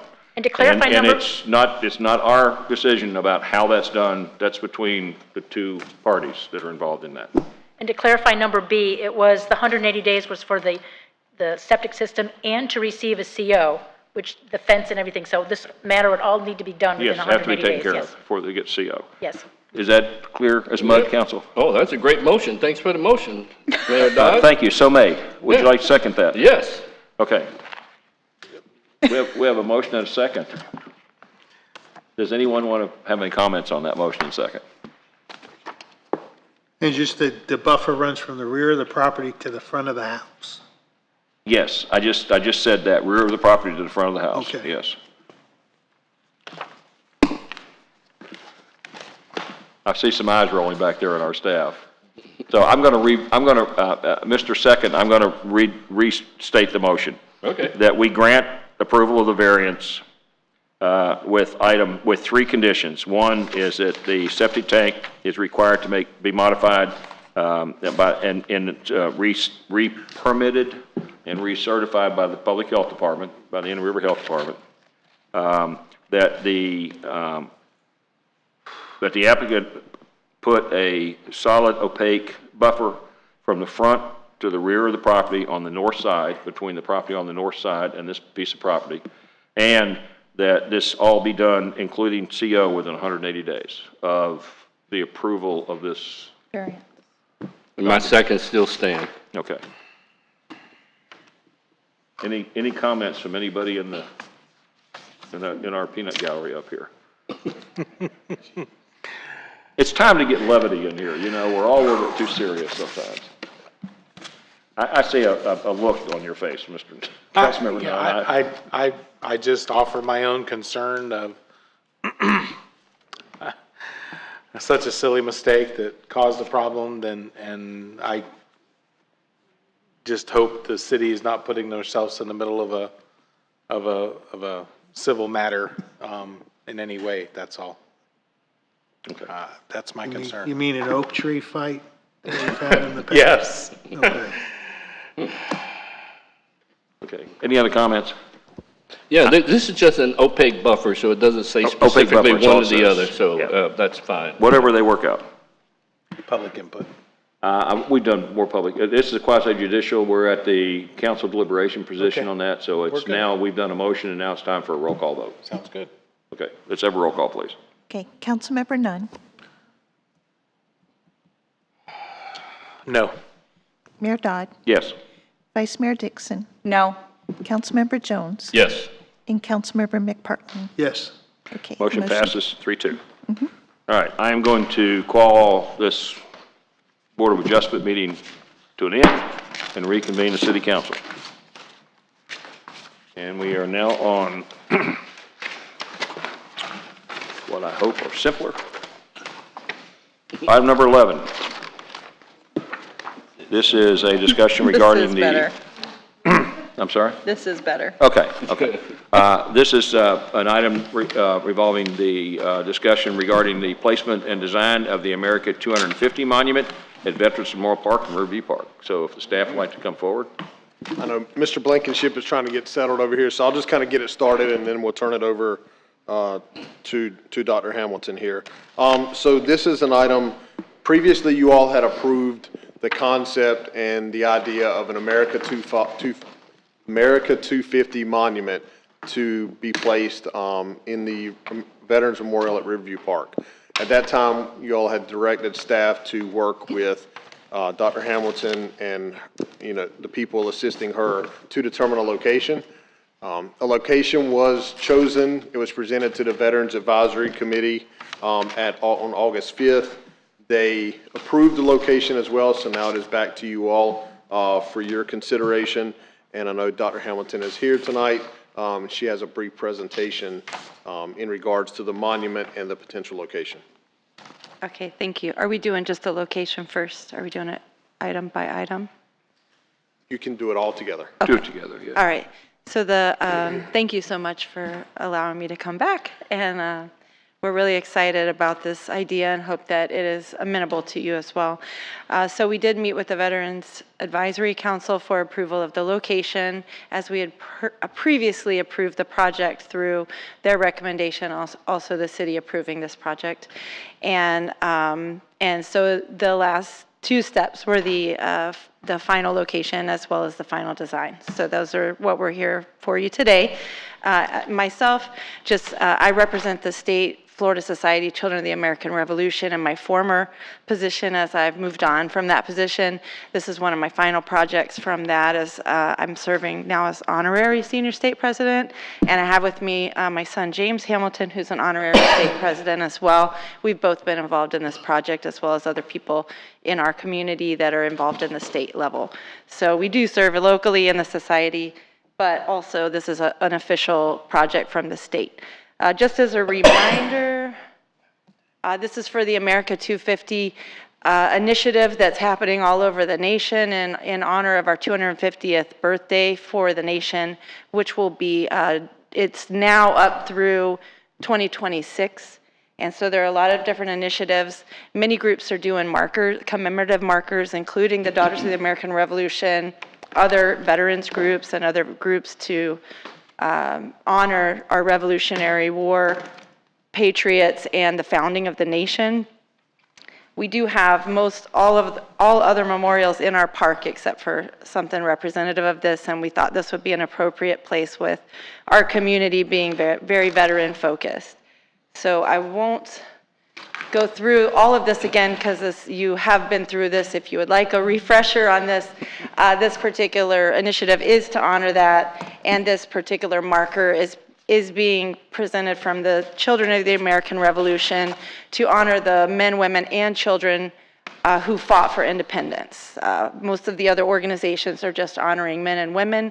The Children of the American Revolution has been working on a database for children patriots as well that did fight and have service records for fighting, and that is considered 15 and under. And there were unfortunately a lot of them, but as you know, they took pretty much everybody that could hold a gun or a drum. So this is just to show the insignia. We've worked with just as a reminder, we worked with the national organization to get approval for this insignia to be placed on the marker, and Mr. Feldner, who was doing the marker, has this already, so we are in place. So on to the proposed location. It is in the packet. They've let me know. We also have it here on the little projector thing. That reminds me of when I was in school, the little projector units. So what we're looking at, this is facing the river on Indian River Drive. And there's the sidewalk that's on Indian River Drive. What you're seeing there, the one that's to the right is I believe the Navy, the U.S. Navy area. And so what we're looking at is where that pad is. Now, it's already been approved through the recommended from the Veterans Advisory Council, I would say, for that location, as there's nothing else presently there.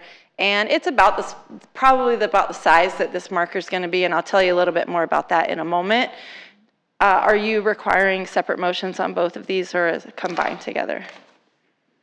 We will have them approve the design and approve the location separately. Okay, so do we want to address the location? In case they don't approve they approve one or the other.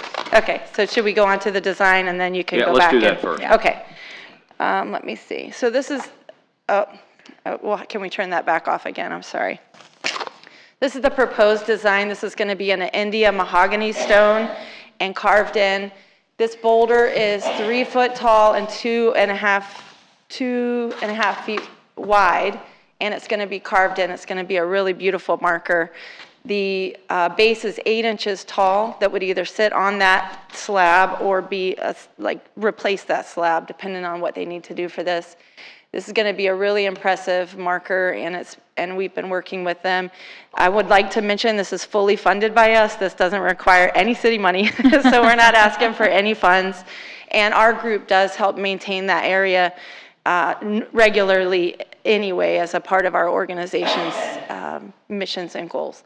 So this is the reading, where it says space and that 4 inches round up top, that would be where that insignia is going to go that I just showed you. And it will read, "This marker commemorates the men, women, and children who achieved American independence. These patriots, believing in the noble cause of liberty, fought valiantly to found a new nation." And then it has the dates of 1775 to 1783, the dates of the Revolutionary War, and presented by the Florida Society Children of the American Revolution in honor of the 250th anniversary of the United States. We're trying to work to see if we can get a revolutionary flag kind of on the front of that mark on the base. That would be like the Betsy Ross flag, like most people know that as, with the 13 original colony stars on that. And that's what the design would be. And so we've been working with Mr. Feldner, and as soon as we have approval, they're going to start carving that out. It's going to be custom made for our particular area. And as you know, Mr. Feldner also has done the Gold Star Moms, and I believe the POW MIA one, so you know the value of his work. Okay. Now, we have to go through an approval process on the design at this time, so let me do this. Let me open it up for the public, if there's any comment about the design that you've seen from the public. Seeing none. Okay.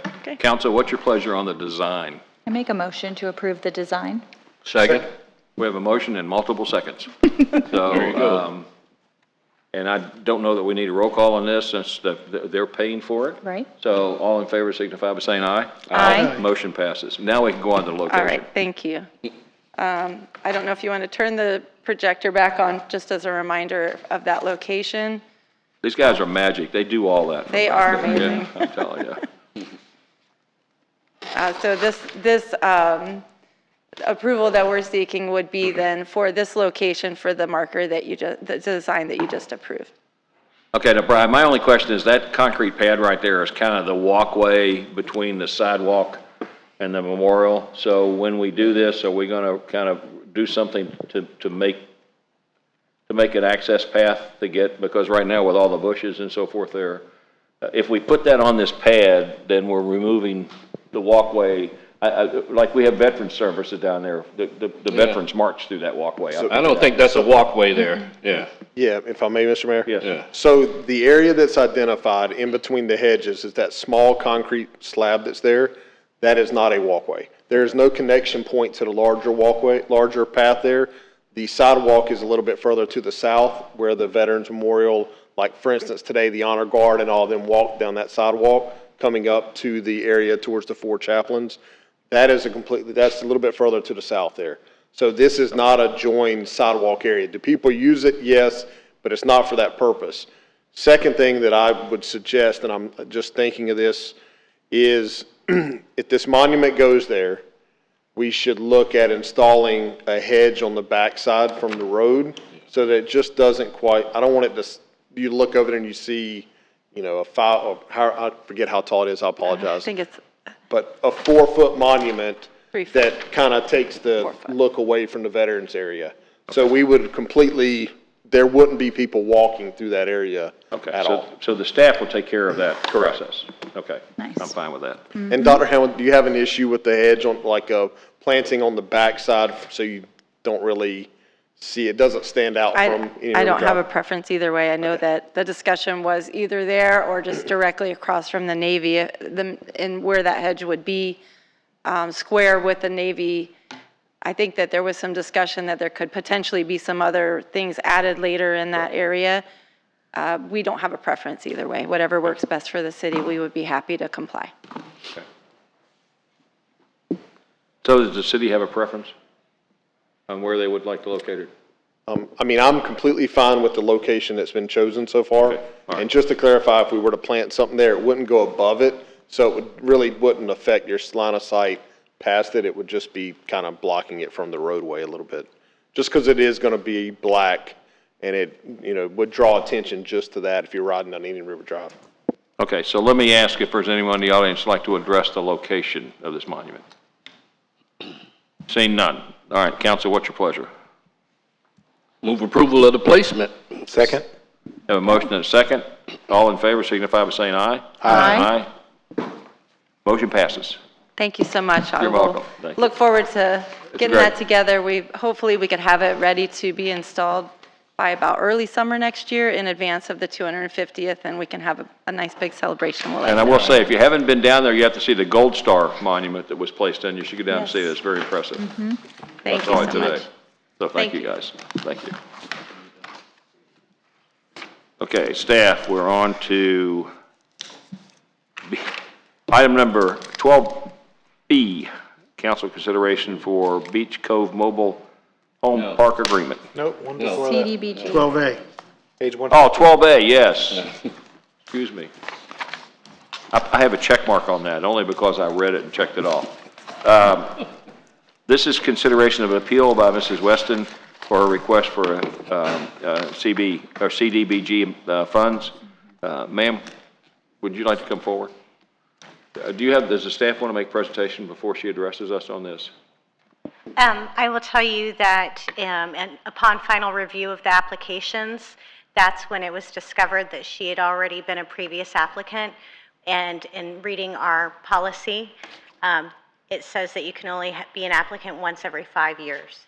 So because of that, I had to write the denial letter. She appealed it, which is why we're here this evening. Okay. Has the staff had an opportunity to read her denial letter? Yes. That were in the packet? I mean, the council members? Okay. Yes. Yeah. Okay. I guess I have a question. Have there actually been people who have received multiple grants within the 2-year window? Yes. I'm asking the staff this now, not you, ma'am. So in our research, my understanding is that there are 2 other applicants that kind of slid through when we started with our new answer consulting service.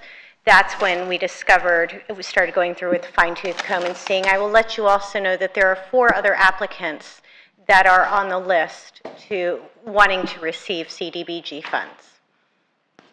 So there's 4 other applicants who have not received prior funds? That's correct. Okay. And do they account for all of the available funds? They do. Okay. All right.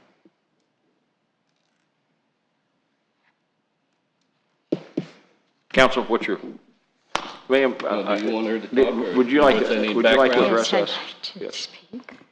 I don't know. Are you able to hear me? Okay, because my voice is low. So, good evening, Mayor and council members. I'm going to have to read this because I'm really nervous and I'm cold and I'm shaking.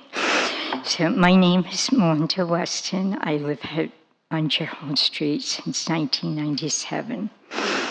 And I received a letter from Alex Bernard stating that I was not eligible for the rehabilitation program based on the city's 2020-2025 housing assistance plan.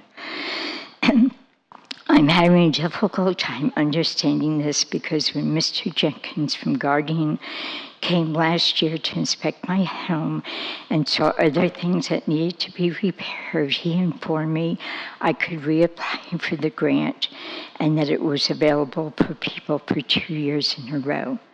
When I went to the meeting last year, I met several different families that was their second year to receive it. I spoke with Michelle from the city to confirm, and she said yes, that I would be eligible again. So when the grant opened up, I already had all my papers ready, and I went right there and I was the first person to bring my paperwork in. I was told later from another person that came to my home from the city that only 3 people applied for the grant this year. And so I don't know what Ms. Barnard's referring to. So my question is why would Mr. Jenkins, the head of Guardian, tell me and others that we could apply for 2 years in a row? And why wasn't the city officials or people aware of this?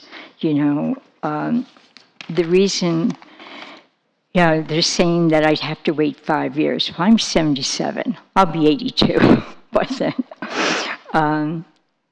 One of the main things is that, okay, one is my driveway, which is really, really bad. And actually, Mr. Jenkins, when he got out of his car, he actually tripped over it. And that's why he mentioned it to me. So now I've got my screens that they approved to get replaced because I've had people, at least on 2 different occasions, try to break into my home. They cut my screens. They pried the screen up so they're all bent and everything. I know of 2 different occasions that this has happened. On the second one, my grandson got me a rescue dog, so the robbers were deterred. The first time I wasn't home, but the robbers were deterred. And so you can see how the screens are bent, where they popped them out and tried to get into my house. So those aren't the only intruders. The other intruders are the rats. the rats have come in, they have chewed, where the screen's been sliced. I actually put duct tape over the holes to try to deter them.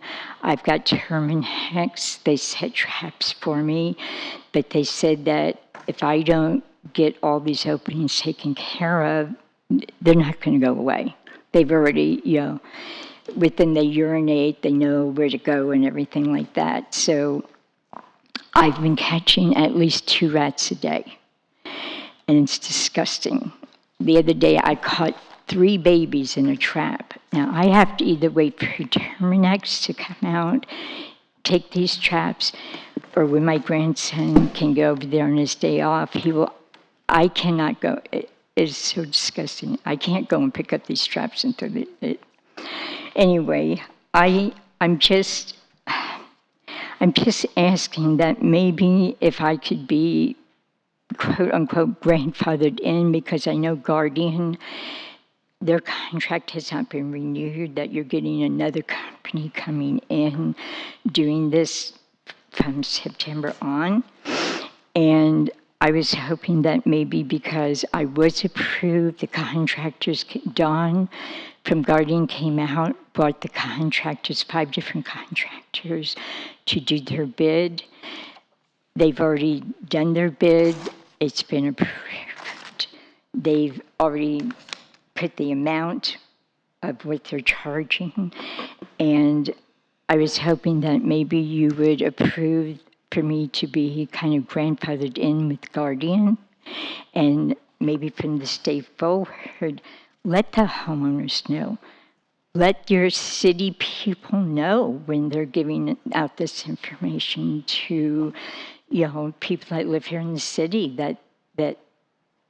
that's not allowed or whatever.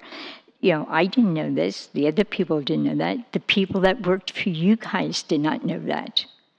And so it's been a lot, and it's been a lot for more than 2 people. It's been a lot for other people, not just last year, but the year before also. And so I'm just asking that maybe you would take that into consideration. Hey, anyone's invited to come to my house and sit there and listen to them scurry around. I mean, I'm a nervous wreck. I'm a nervous wreck. And it's disgusting. so disgusting. But anyway, I would just like you to take that into consideration and maybe from this day forward inform your people that work for the city whatever this thing is, Assistant Plan and Procedure 2020-2025, because no one for the city knew of it. Because if they knew of it, then all these other people in the past wouldn't have received it. So I'm just asking, and I want to thank you for your time and consideration. So I don't know what else to say. I just don't want to get eaten up by rats. All right. Thank you. Thank you. So, Council. do you want me to stand here or go sit down? She can go sit Do you down. have any questions for me? Or? No. I'm sorry, I didn't hear that last part. Do you have any questions for me or anything? I'm going to let the council now address it, and then if they do, we'll bring you back up if anyone does. Okay, thank you. Yes, Ms. Bernard, my question really, I mean, obviously the plight, the emotional situation is obviously a challenge, and I get that. But my question revolves around the legality of it. I get that it sounds like we made mistakes, whether it was Guardian or us or whatever, that we gave it to more than one person more than once in a 5-year period, but we're aware. We're aware of this now, and I think that in my mind it seems like if we continue to go down that road, that are we putting ourselves at risk of not getting a grant for not following our procedures? So that's my concern. Are we putting ourselves at risk if we gave a waiver for this? Are we putting ourselves at risk for this grant in the future, or possibly this money? Right, and so anytime you find an error like this, you want to take responsibility and correct the action, which is where the denial letter came in for Ms. Weston, and the appeal came before you tonight. So we want to make sure that we are following our adopted policies and procedures, and that we are in accordance with HUD, and so that's why the denial letter was written. Okay. I mean, I know there are other organizations, and if this isn't approved, I would love to give her Habitat for Humanity and a couple other organizations that can probably help with a similar type grant, but we'll see what happens tonight. Anyone else? Yeah, and I think the other issue here is that there's other people that have applied for that have never received this grant money. So it's important that other people have the opportunity to receive grant money because their situation could be just as bad or worse than hers as well. So, and we have to follow our rules that have been set forth with us with these grants.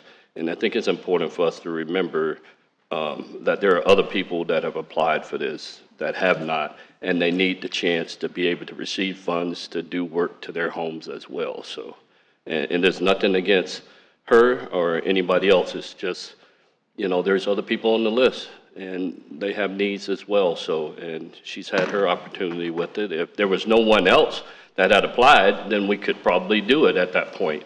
But because there are 3 other or maybe 4 other applicants that have applied, we have no choice, I believe, at this point, but to move forward with the denial. Anyone else?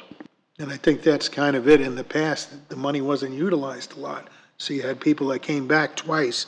And again, like Mr. Nunn mentioned, I mean, I wouldn't mind calling Trevor or Jeff down at Habitat to see if they could assist her. Also, the Treasure Coast Homeless Services Council has some funds available to keep, because you want to keep a senior in their home, because ultimately it could become unlivable.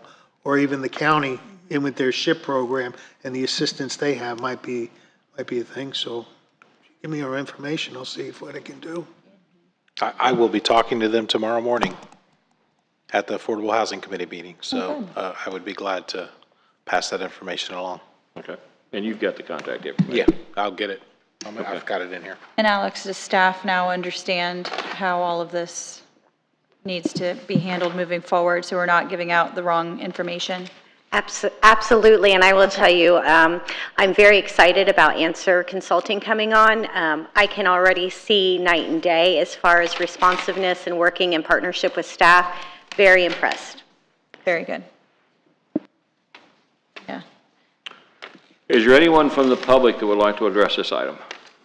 Seeing none. Council, your pleasure.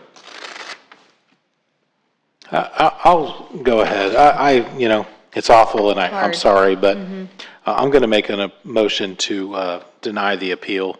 I just think it puts us in a bad situation as a city, and possibly could risk us getting these grants in the future or losing this grant money. A second. You have a motion and a second. Any other conversation? No, I just agree with Mr. Nunn. We can't say yes and then put our city seniors in a worse situation moving forward and losing money to help them in the future. Okay. Let's do a roll call. Vice Mayor Dixon? Yes. Councilmember Jones? Yes. Councilmember McPartlin? Yes. Councilmember Nunn? Yes. And Mayor Dodd? Yes. Okay, the motion carries. Can we take a 2-minute recess? No, we can't take a 2-minute recess because it'll never work. So we're going to take a 5-minute recess. And that probably won't work. What's wrong with this guy over here?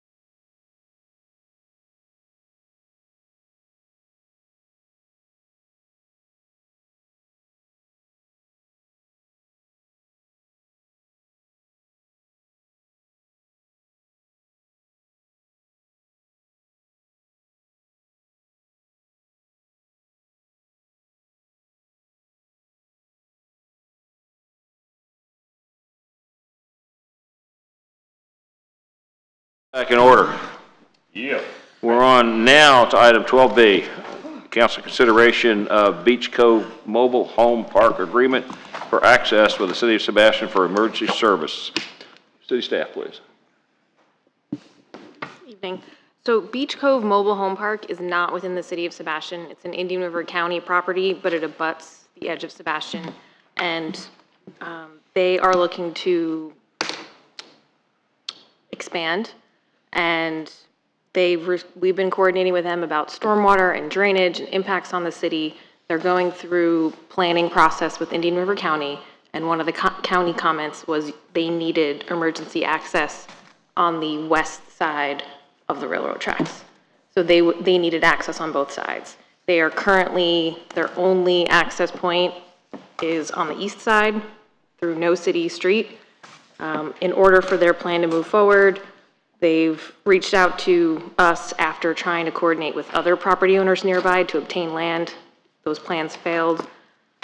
We coordinated with them an access agreement where they could put drainage structures in our drainage right-of-way that would allow a stabilized path that would be gated and only used for emergency access. So fire, rescue, this would not be an entrance in and out of the community. It would just be for medical services, fire services, and that is all laid out in this legal agreement, and their legal team is here. It was coordinated with our city attorney and their team. It includes maintenance requirements. If they are not meeting the maintenance requirements of the area and keeping it clear for stormwater, we could revoke this agreement, but we've coordinated clarity on what is required for both installation and maintenance moving forward. Okay, so they're going to maintain the stormwater structures that are there once they harden this and set it up so fire trucks can get back in there and so forth with that. And they're going to maintain a stormwater system that they create within the city boundary. It ties into the city structure, but they will be in charge of maintaining. There's no blockages, no gravel filling that area. Okay. All right. And there's no capacity issues with them? No, we're not bringing concerned additional- about capacity issues. All right. This is like a similar instance to Shakespeare. Yeah. Yeah. So I guess that same question is, this is in perpetuity, so forever, for this emergency exit? In the terms of the agreement, there needs to be notification of land ownership changes. Okay. What, Jennifer? Madam City Attorney. What I just heard is that the city will maintain ownership of this property, but they're going to harden it and they're going to use it as an emergency entrance. And the agreement protects the city in that process. Yes, and we've gone through numerous iterations of this agreement with the attorney for the property owner to make sure that the city's interests are protected to the extent that we need. Okay. And I guess what I was referring to was if they were to sell their property, that there's clauses about what has to happen for this to continue. Okay, yes. Glad to hear it's in there. Good. Yep. Okay. Is there anyone from the public who wants to address this item? Council? Oh, someone has their hand raised. Oh, okay, ma'am, would you like to come Do forward? we need the applicant first? This is not quasi-judicial, It's is not it? quasi-judicial, so, okay. I mean, it's a contract issue between the city and another party, and so, and if the other party wants to address this, they can, but I don't know if there's any questions for them. Pretty straightforward. So, okay. Did you have something you wanted to say? You have to please come forward to the mic if you do.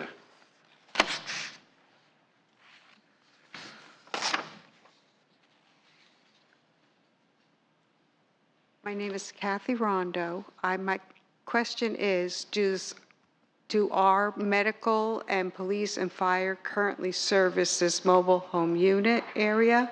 Or is this going to be an expense for the city to now rescue, send rescue missions? Yes, they are currently served by the Indian River Fire Department, Public Safety Department, and the County Sheriff's Department. And the County Sheriff's Department would have access to this if they need to get in there. And we're not, if you come up to the mic when you have to, but we're not extending city police services to this area. You already are. Okay. We are not. The city of Sebastian's Police Department is not responsible for this area. The county sheriff is, because it's in the county. It's not in the city of Sebastian. So so what about your fire and your? That's county. That's a county service. The county runs the fire department, and this area is currently under their control. The county fire department services this area, and their rescue department. They serve us too. They serve us, and they serve this area. They serve the whole county. So you're not adding more expense to the city? No, we're not adding any more expenses to this, no. In fact, they're paying us, if I understand this right, they're paying us $65,000 plus they're doing the work. Perfect. So, yeah. Okay, council. Anyone else in public want to address this? I think it's pretty straightforward. I mean, it is a county piece of property, but they do have a need, and they want to expand, and there's no reason for us no reason for us to stand in their way to do that if we can do it this way. So, I mean, I personally see no reason to turn this thing down. But Mr. Mayor, I'll make a motion to approve the agreement for access. Second. We have a motion and a second. Any more comments? I'd like to see a roll call on this, please. Councilmember McPartlin? Yes. Councilmember Nunn? Yes. Mayor Dodd? Yes. Vice Mayor Dixon? Yes. And Councilmember Jones? Yes. Okay. Thank you. Motion carries. We're on to Time of item night. He's 12C. getting silly. Mr. Mayor, I'll get this one started. I know that Ms. Graham, our procurement manager, is on her way up. But so I just want to give a little bit of back history on this as you consider waiving the competitive sealed bidding requirements and authorizing this purchase.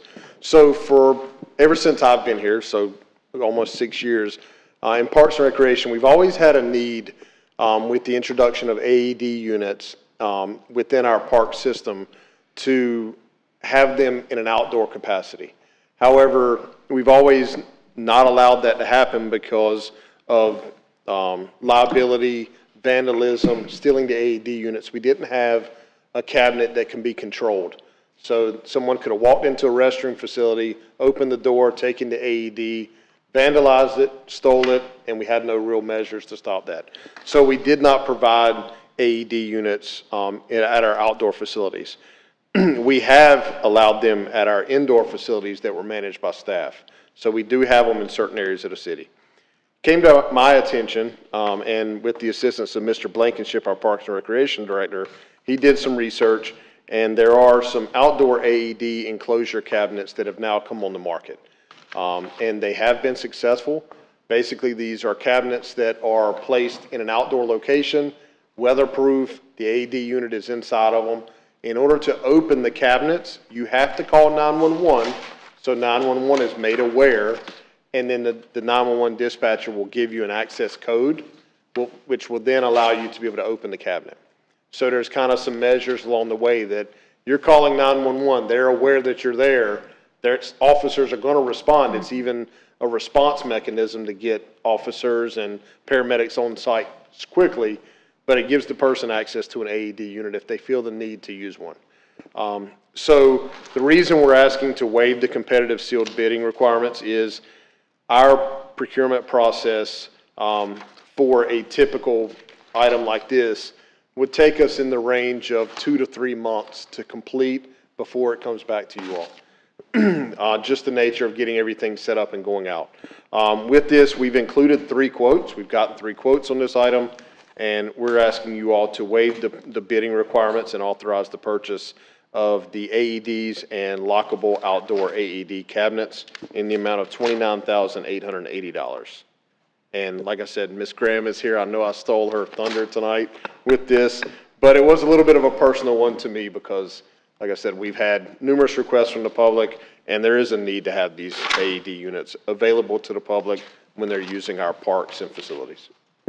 Well, much to her credit, even though you're asking to waive, she actually got 3 quotes. So you're asking to waive the more formal process, but there was an opportunity to try to compare quotes on this. It wasn't like it was, let's use this company because we like this company. There was actually 3 quotes identified, and it's a. That's correct. We initially had 1 quote, but looking at it and finding out that it was not a single or sole source, I went out to gather additional quotes. and I was able to get one that was comparative. The second one, because that cabinet that we're looking for, the lockable cabinet, is only available from one manufacturer in Europe. They do not have a lot of resellers. So we just wanted to make an attempt. I didn't want to come to the council and just say, let's waive it without knowing if the price that we're getting is a good price for the city. But thanks to Mr. City Manager, he has explained everything, so. Good. Is there anyone from the public who'd like to address this? Okay, see none. Council.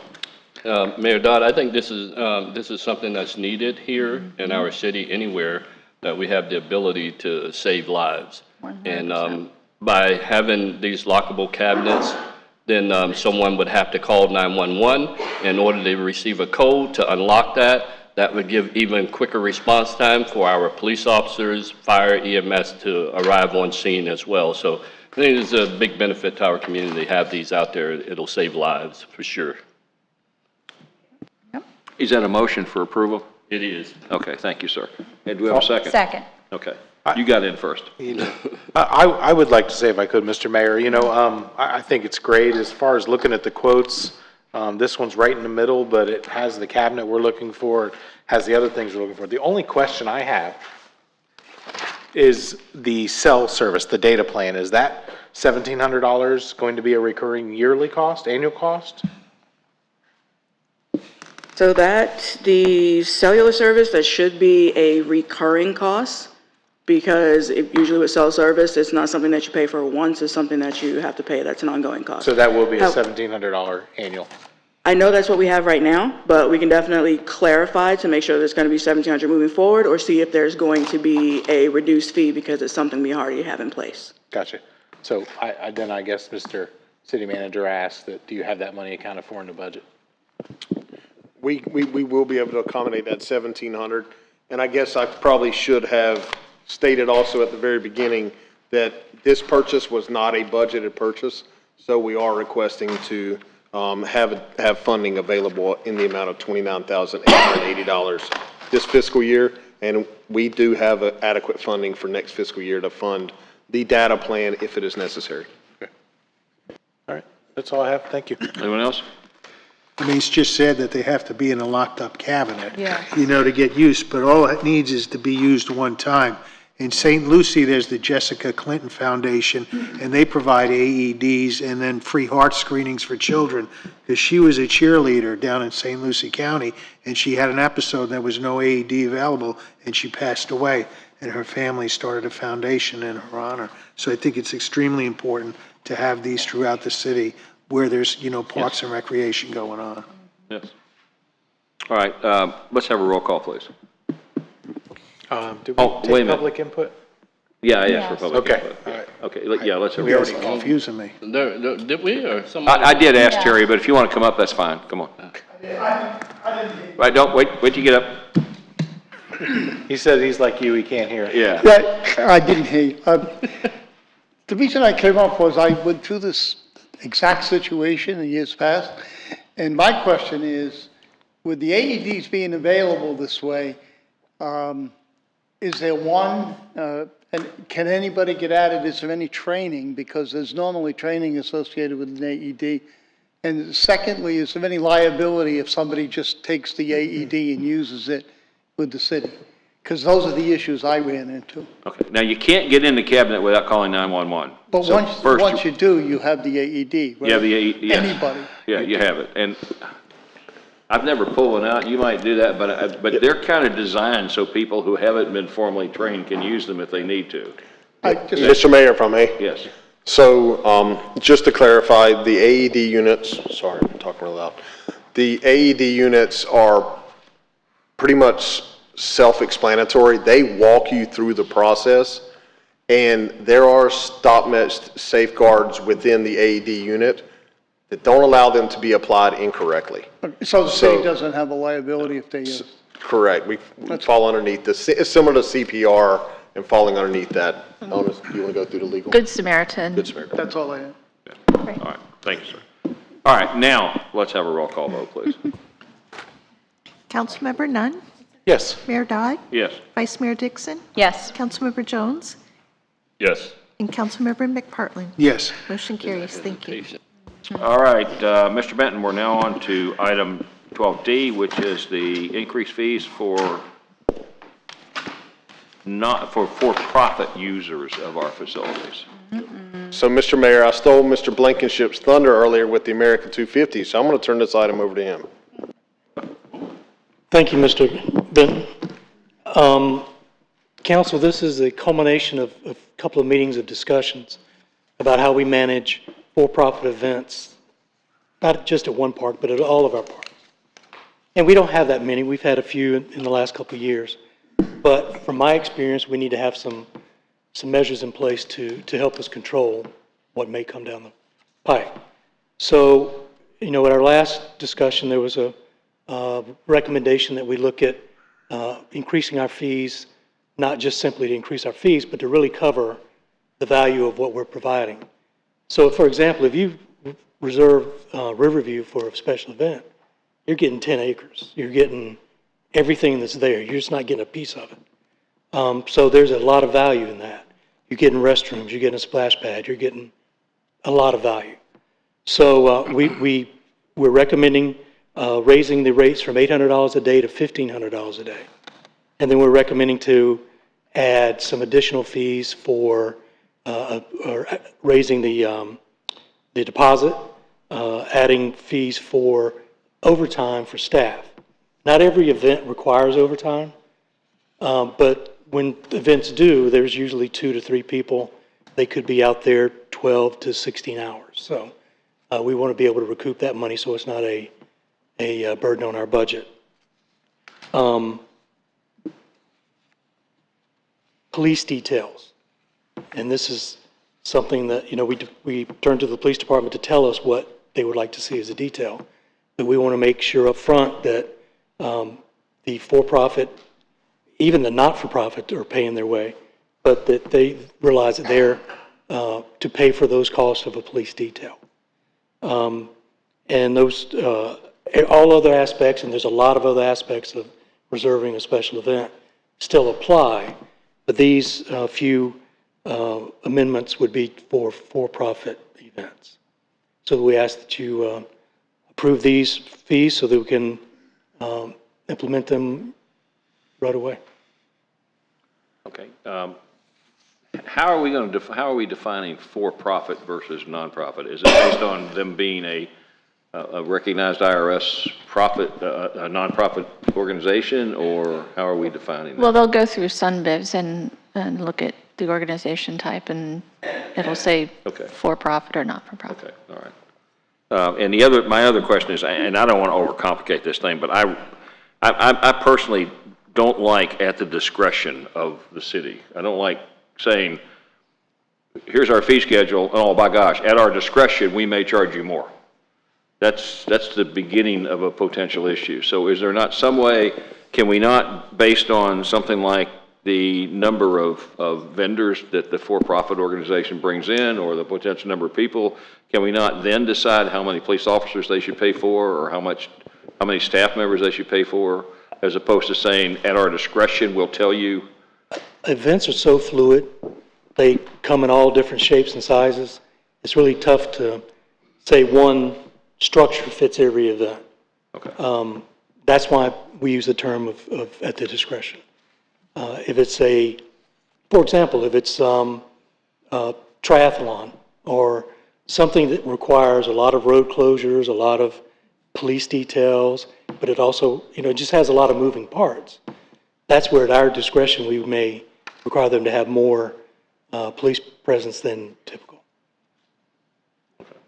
I guess I don't have any issue if in the process of the rental agreement definition, it's defined what that is. I don't have any issue. If you say, okay, based on what you want to do, you've got to have 3 police officers. This is what it's going to cost. Right. You got to have 4 staff members. This is what it's going to cost. I have no problem with that. And that would be done before they even sign the document. And but I would encourage Mr. Benton not to say the word discretion, but to say based on the event, something that does. I mean, that word within a government document is something that really. This is a perception issue, but it's something that people really, at the government's discretion, we will, kind of thing. You like the event specifics or something. Based on the event or something to do that. I mean,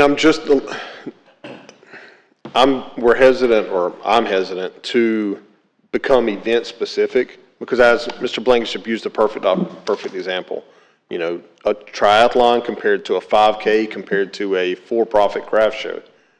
And then there's other elements, or people may come in to rent a facility for things that we haven't even thought of. Okay, but they're all event-specific. Every one of those is an event. A 5K is an event. A triathlon is an event.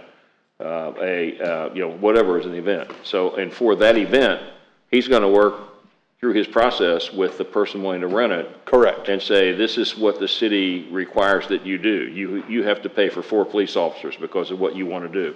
You have to pay for the cost of us providing volunteers to close off streets. You have to, you know, so forth. And that's all event specific. It's based on what they want to do with that property. It's based on their application, Their to the city. yes, Correct. yes. But it's not a discretionary thing. It's based on what they want to do.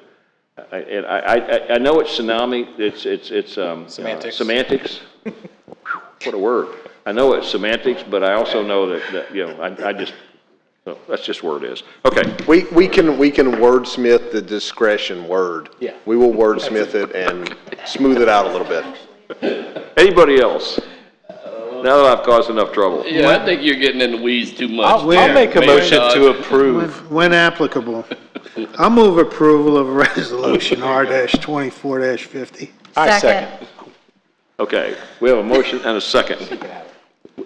Did he get you? He got in? I think he beat me. She got it. The public The input. motion and a second, public input. Yes, ma'am. Getting the thesaurus out while she walks up. I'd just like to say thank you. This is a step in the right direction and real late in the coming.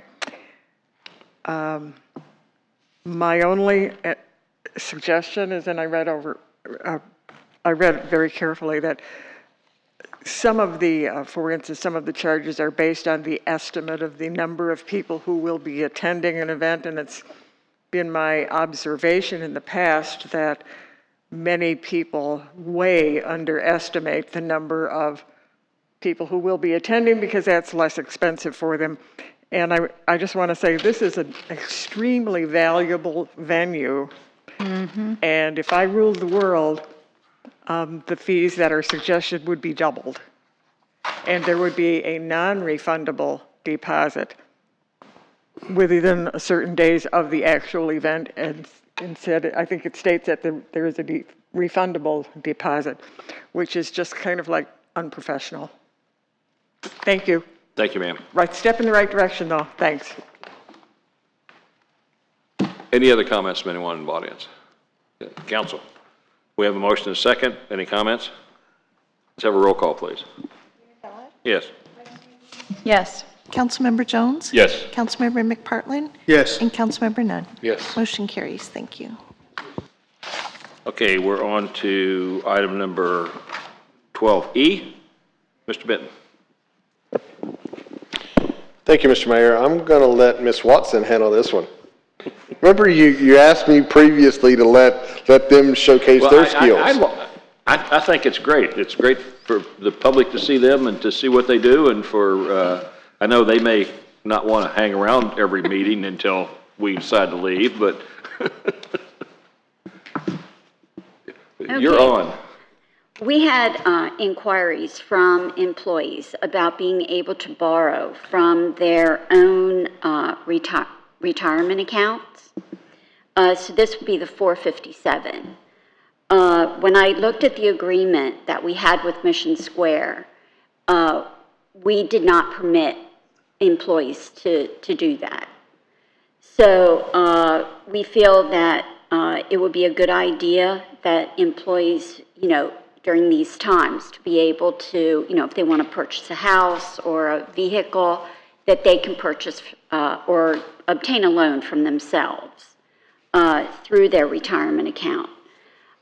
We have employees who have transferred funds into their 457, and they want to be able to use those funds in the event that they wish to buy a home.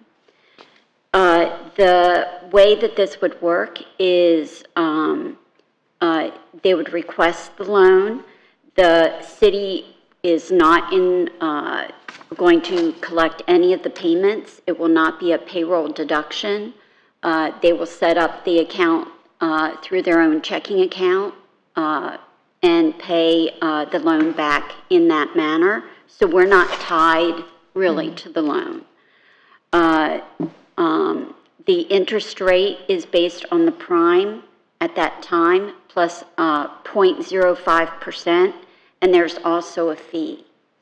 So we just ask that you consider the ability for the employees to borrow from like themselves. Is that an origination fee, or is it an ongoing fee from Mission Square on the loan application? You know? There's a fee that the employee would pay for the loan, but the city doesn't. But that's an origination fee. It's not. It's a one-time fee that they pay to as take far out as the I loan. understand, it's one-time All fee. right. All right. Yeah.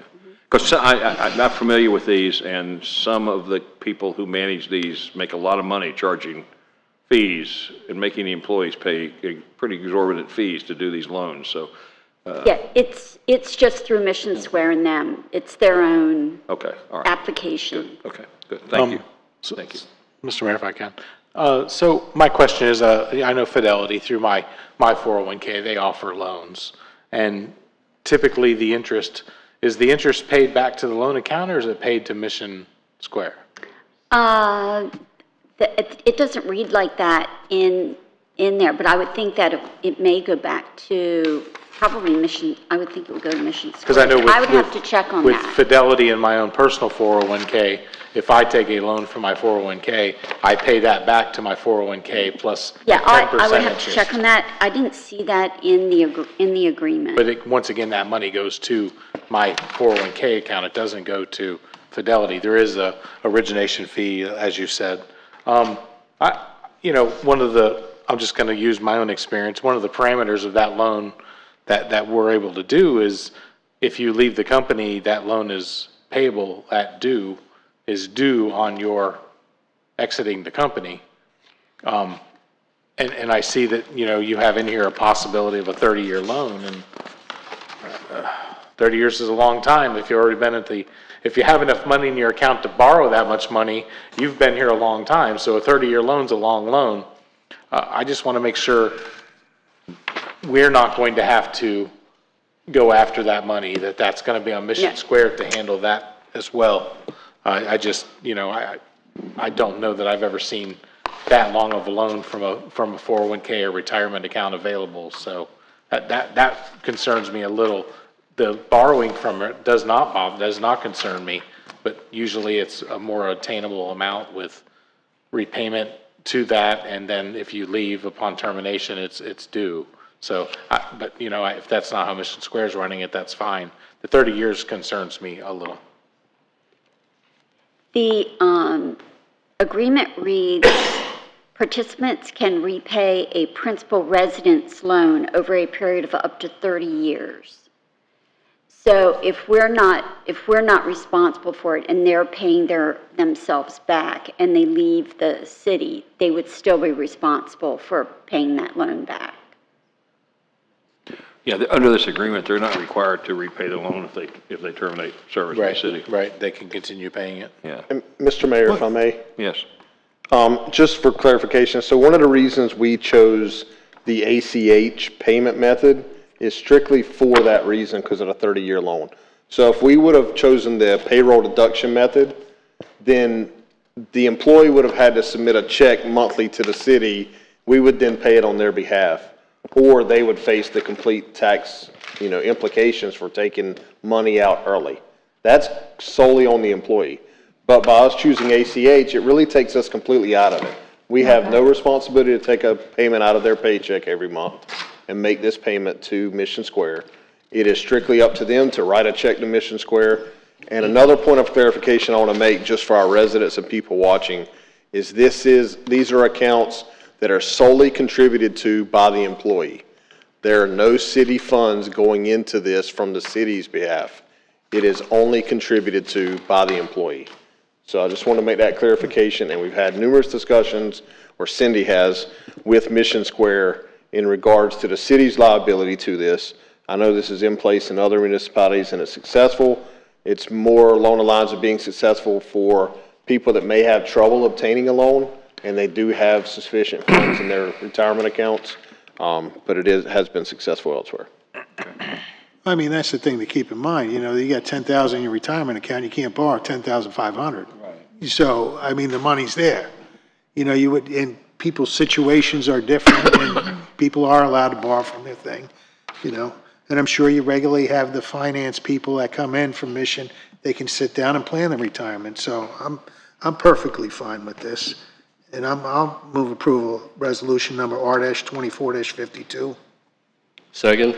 Also, Mayor Dodd, you know, early on in my career working for the state, I had to actually draw some money from my retirement account to take care of some things at home, end up paying it back, and it really worked out well. So these employees, now they'll have the ability to get some funds that they don't necessarily have access to, and I think it's important that they have that, because I know it benefited me early on in my career when I was working. So this is something that I don't want to stand in the way of any employee using whatever they need to do to get themselves ahead. You know, that's on them. So, and I think it's a great thing that we can actually do this and provide that service to them. Yeah, yes, I agree with that 100%. We have a motion. Public input? Yeah. Public And a input. second. And a second? Anyone from the public like to address this item? Seeing none. Let's have a roll call, please. Vice Mayor Dixon? Yes. Councilmember Jones? Yes. Councilmember McPartlin? Yes. Councilmember Nunn? Yes. And Mayor Dodd? Yes. Motion carries. Thank you. We're now down to the city attorney's matters.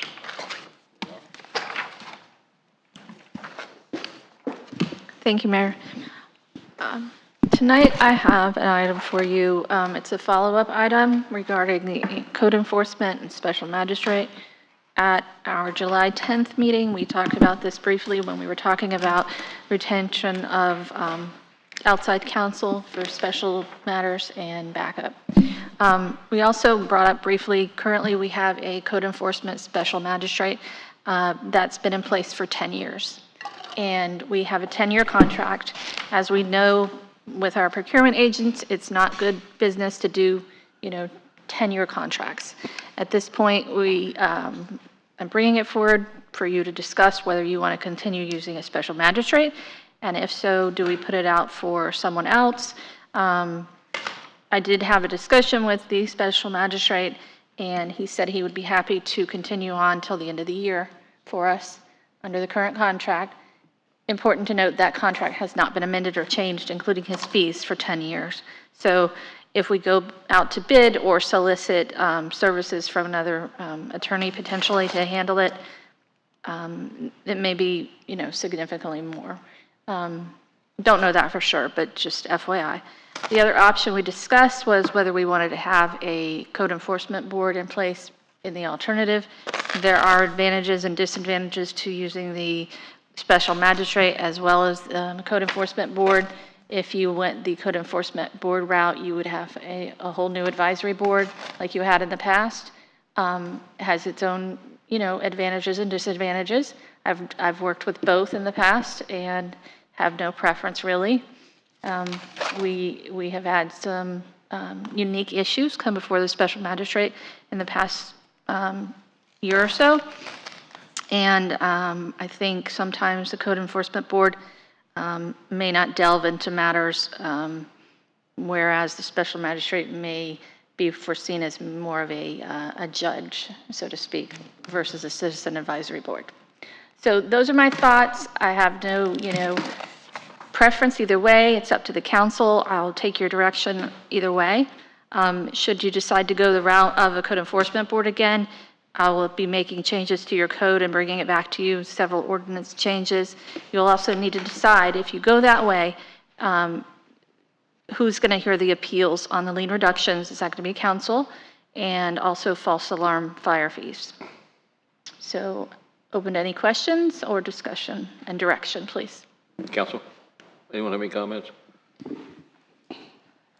I think we should just stick with the special magistrate. I definitely wouldn't want to see the public having to deal with some of the things that we've dealt with over the last couple of years here with the code enforcement thing. I think it's very important that we have that. And I understand that it's probably going to cost us a little bit more money since we had a 10-year contract with him, but with those things, you also get what you pay for as well. So, and I think a special magistrate would do us well here in the city. That's just my opinion. So. Okay, I will say that I was on the code enforcement board before it was disbanded. I think it was like 2014 or 13 or something like that.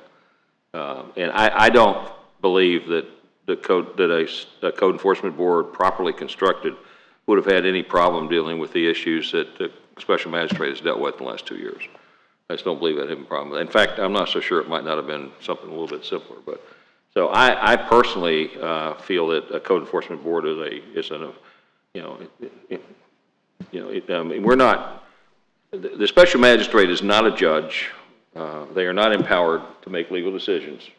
Correct? Yes, sir, that is correct. Okay. They only have the authority that you were able to delegate to Right. them, and you all are not judges. You don't have, Right. Correct. So we can't delegate that to them, and they can't act like a judge. Although sometimes because they're an attorney, they do feel like that they have a little bit more insight in that regard. So, so I don't know. I mean, I think that the quality of the actions of a code enforcement board would be defined by the way that cases are presented to them. So I personally don't have any issue with either way. I don't feel that a code enforcement board would be incapable of handling what's been done in the last year and a half or 2 years with special magistrate. Anybody else? Comments? I was going to say, I don't know that I have a preference for either method. I've seen both methods work. I think that a change is needed from where we're at right this minute. That doesn't mean that a new magistrate isn't the answer. It just means we need a change. Now, if that's a code enforcement board, I'm not opposed to it. I agree. I think you can handle it just fine, because at the end of the day, if they can't deal with it, it comes to us, which is the same thing that happens to the magistrate. So I'm for either way. I guess see what the others have to say. Just point of clarification, Okay. an appeal of a magistrate or code enforcement decision goes to the circuit court. But an appeal of a code enforcement board would come to us. No, it would go to the No, circuit sir. court. That would go to circuit court Yes, too? sir. Okay, good. So same answer. Only thing. false alarm fire fees. Oh, okay. Yeah, those are, Okay. and there are some unique situations that can be handled procedurally, like false alarms, for example. Right. Correct. Yeah. So, And you know, I mean, like when I was on the code enforcement board, every false alarm, for the most part, was brought to us, and, you know, we had to bring the person in and say, why'd you do a false alarm? Well, I had a spider in the alarm. I mean. I've seen them once in my year here. Yeah. Yeah. So either way, the appeal goes to the court system. Yes, it goes to the court So it's system. really just preference of the Yeah. council. So, anybody else? I guess with the code enforcement board, they'd still have to be monitored by the attorney, or they just go on their own? The attorney has to present the cases. No, well, no, staff can present cases, but Well, the code officers would present them, but the city attorney would be available to advise represent still. the Yes. staff in that process. Yeah. Right.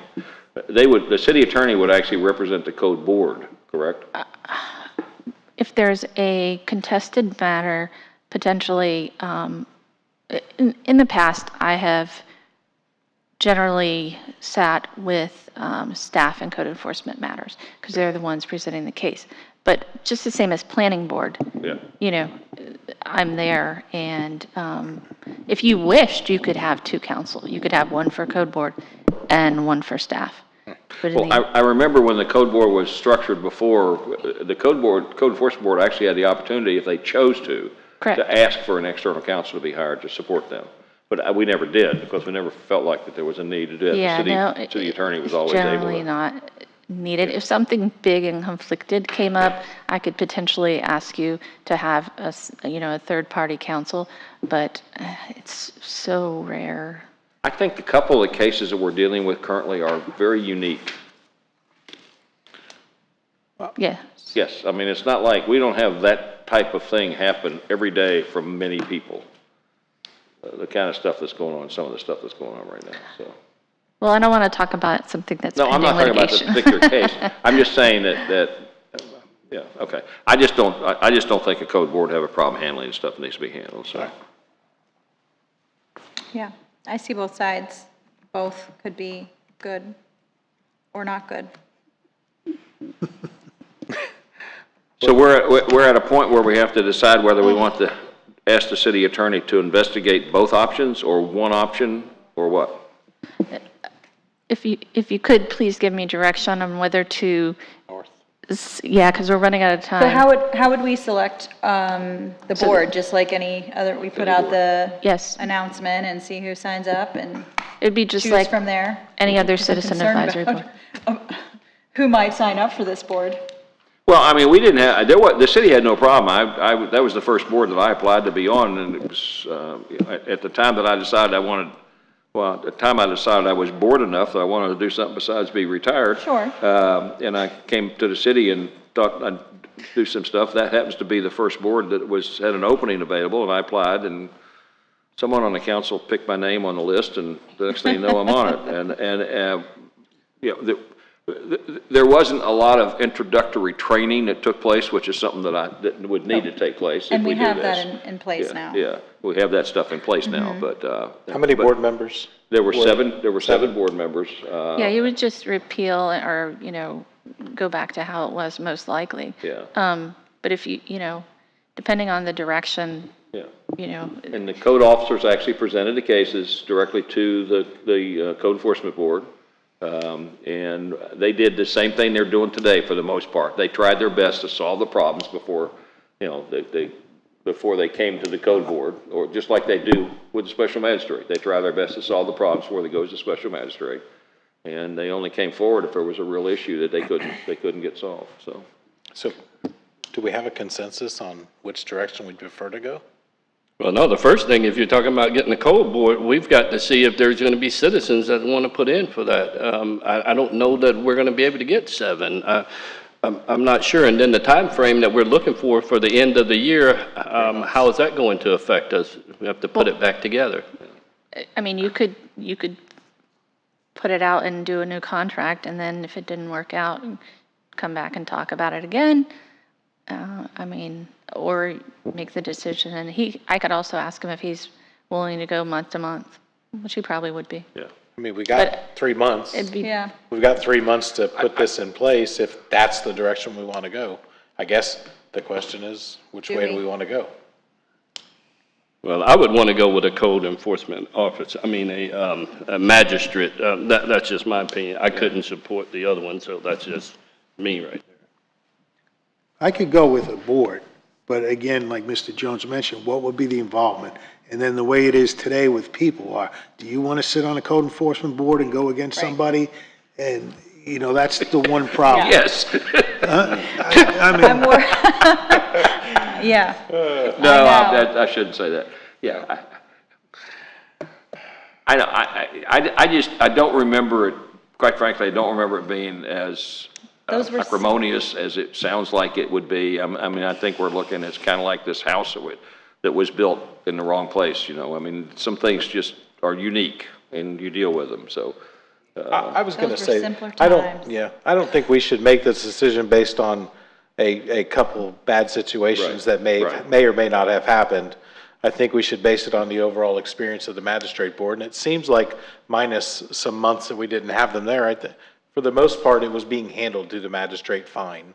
I think the magistrate was handling most of the issues. 10 years, yeah. Huh? For 10 years. For 10 years. So I'd say we just move forward with a new magistrate and have at least a research of what that's going to cost us to compare to what it's costing us now. I think that might be a concern because it might be a deciding factor. Well, you're going to get, just like, sorry to interrupt. No. Just like with Mr. Mai, for example, if he had put in for it, which he won't, obviously, but his rates, I believe, were $3.50 an hour now. So you're looking at, maybe a couple of $1,000s a month, possibly. What are we paying now? $150 a case, which is, I'm not sure. Oh, wow. Who's here from, probably like $1,500 a month. I don't, honestly, probably the cost isn't going to be too different. Okay. But, you'll put it out under my services that are already budgeted, Okay, so in Right. order to solve this, why don't we do this? Let's just go down the line and say, one, the other, or both. Thank you. How's that? Sounds good. We'll start Not with both, you. not I'm going to both. say stay with the Not both. magistrate. Okay, and I'll say Code Enforcement Board. Magistrate. Magistrate. Magistrate. Okay, we have the thing, well, then it's, go out and do the magistrate. That's 4-1. So consensus is, or no, we got 4. We have a 4 consensus, for 4 to magistrate. 1 Okay, to. so then, can I have a motion potentially for me to solicit services and select a magistrate?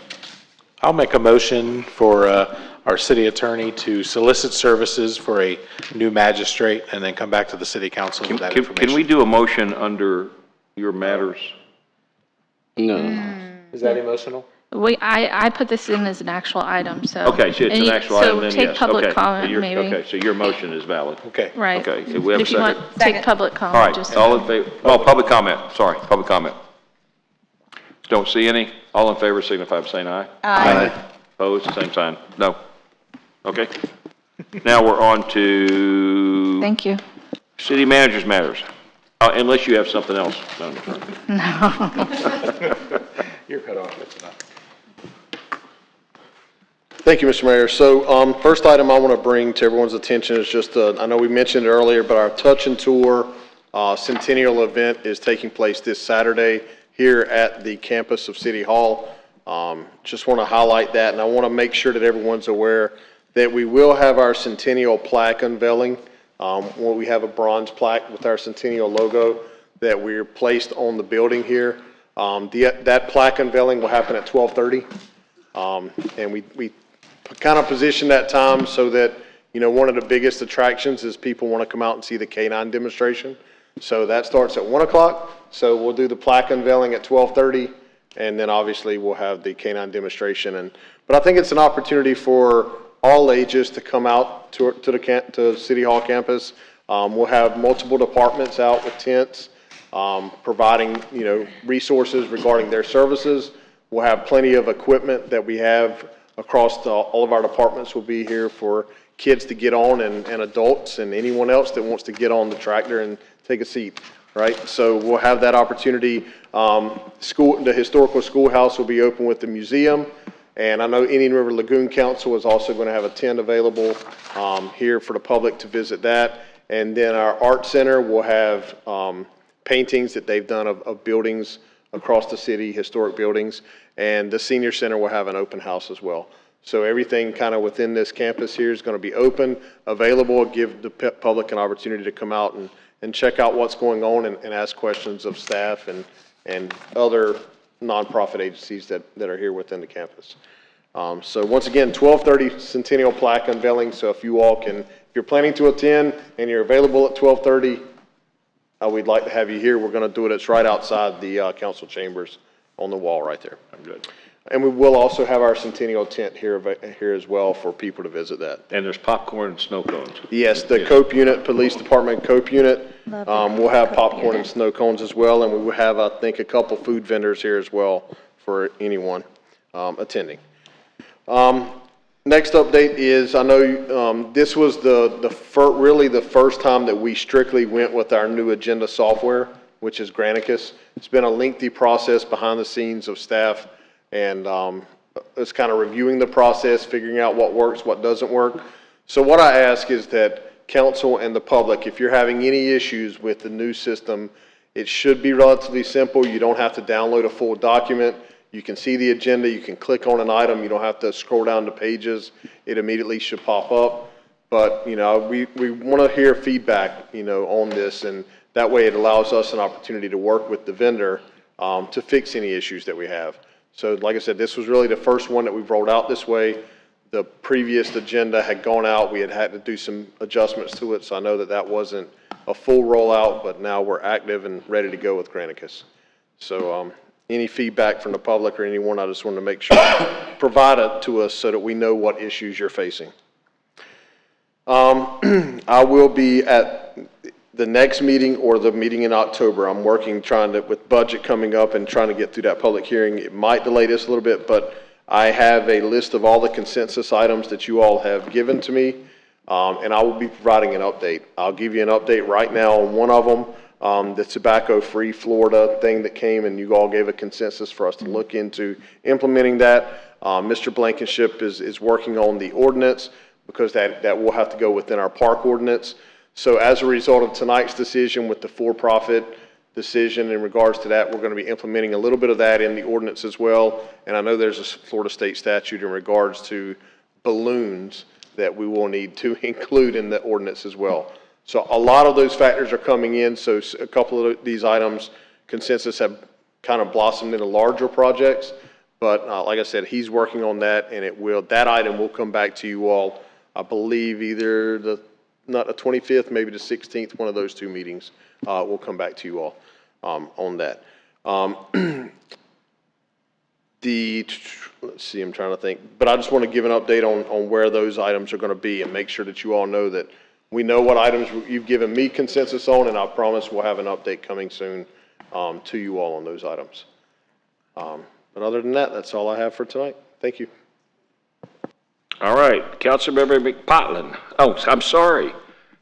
You don't speak a lot, so I keep, would the city clerk like to say something? Nope, I don't have anything. Oh, come on. Okay. Councilmember McPartlin. No, sir. All right, Councilmember Nunn. No, sir. Vice Mayor Dixon. No, sir. All right, I have one thing. I want to do a shout out to a 10-year-old young lady. I think we all got this. Charlotte Englert sent the council a letter. I was very impressed with her letter. I think she deserves to be recognized for that. She explained to us the problems that she has riding her bike to the park and some of the issues that she has in that process. And our staff very, very, very graciously investigated that and found out that her letter was exactly correct. And they have taken some corrective action in her area and I won't talk about where the area is because I don't think we need to do that, but they've taken some corrective action in that area, and I'd like to congratulate that 10-year-old young lady in practicing what we need to practice in this country. She spoke to the power in the city and talked about the problems that she has and things that need to be done, and our city has recognized that. So I think it's a good thing. So that's my only item, is to congratulate her. All right, Councilmember Jones. No, sir, it's dinner time. Gotta eat. Gotta eat? Hey, Sebastian, you're almost in trouble. All right, we're adjourned.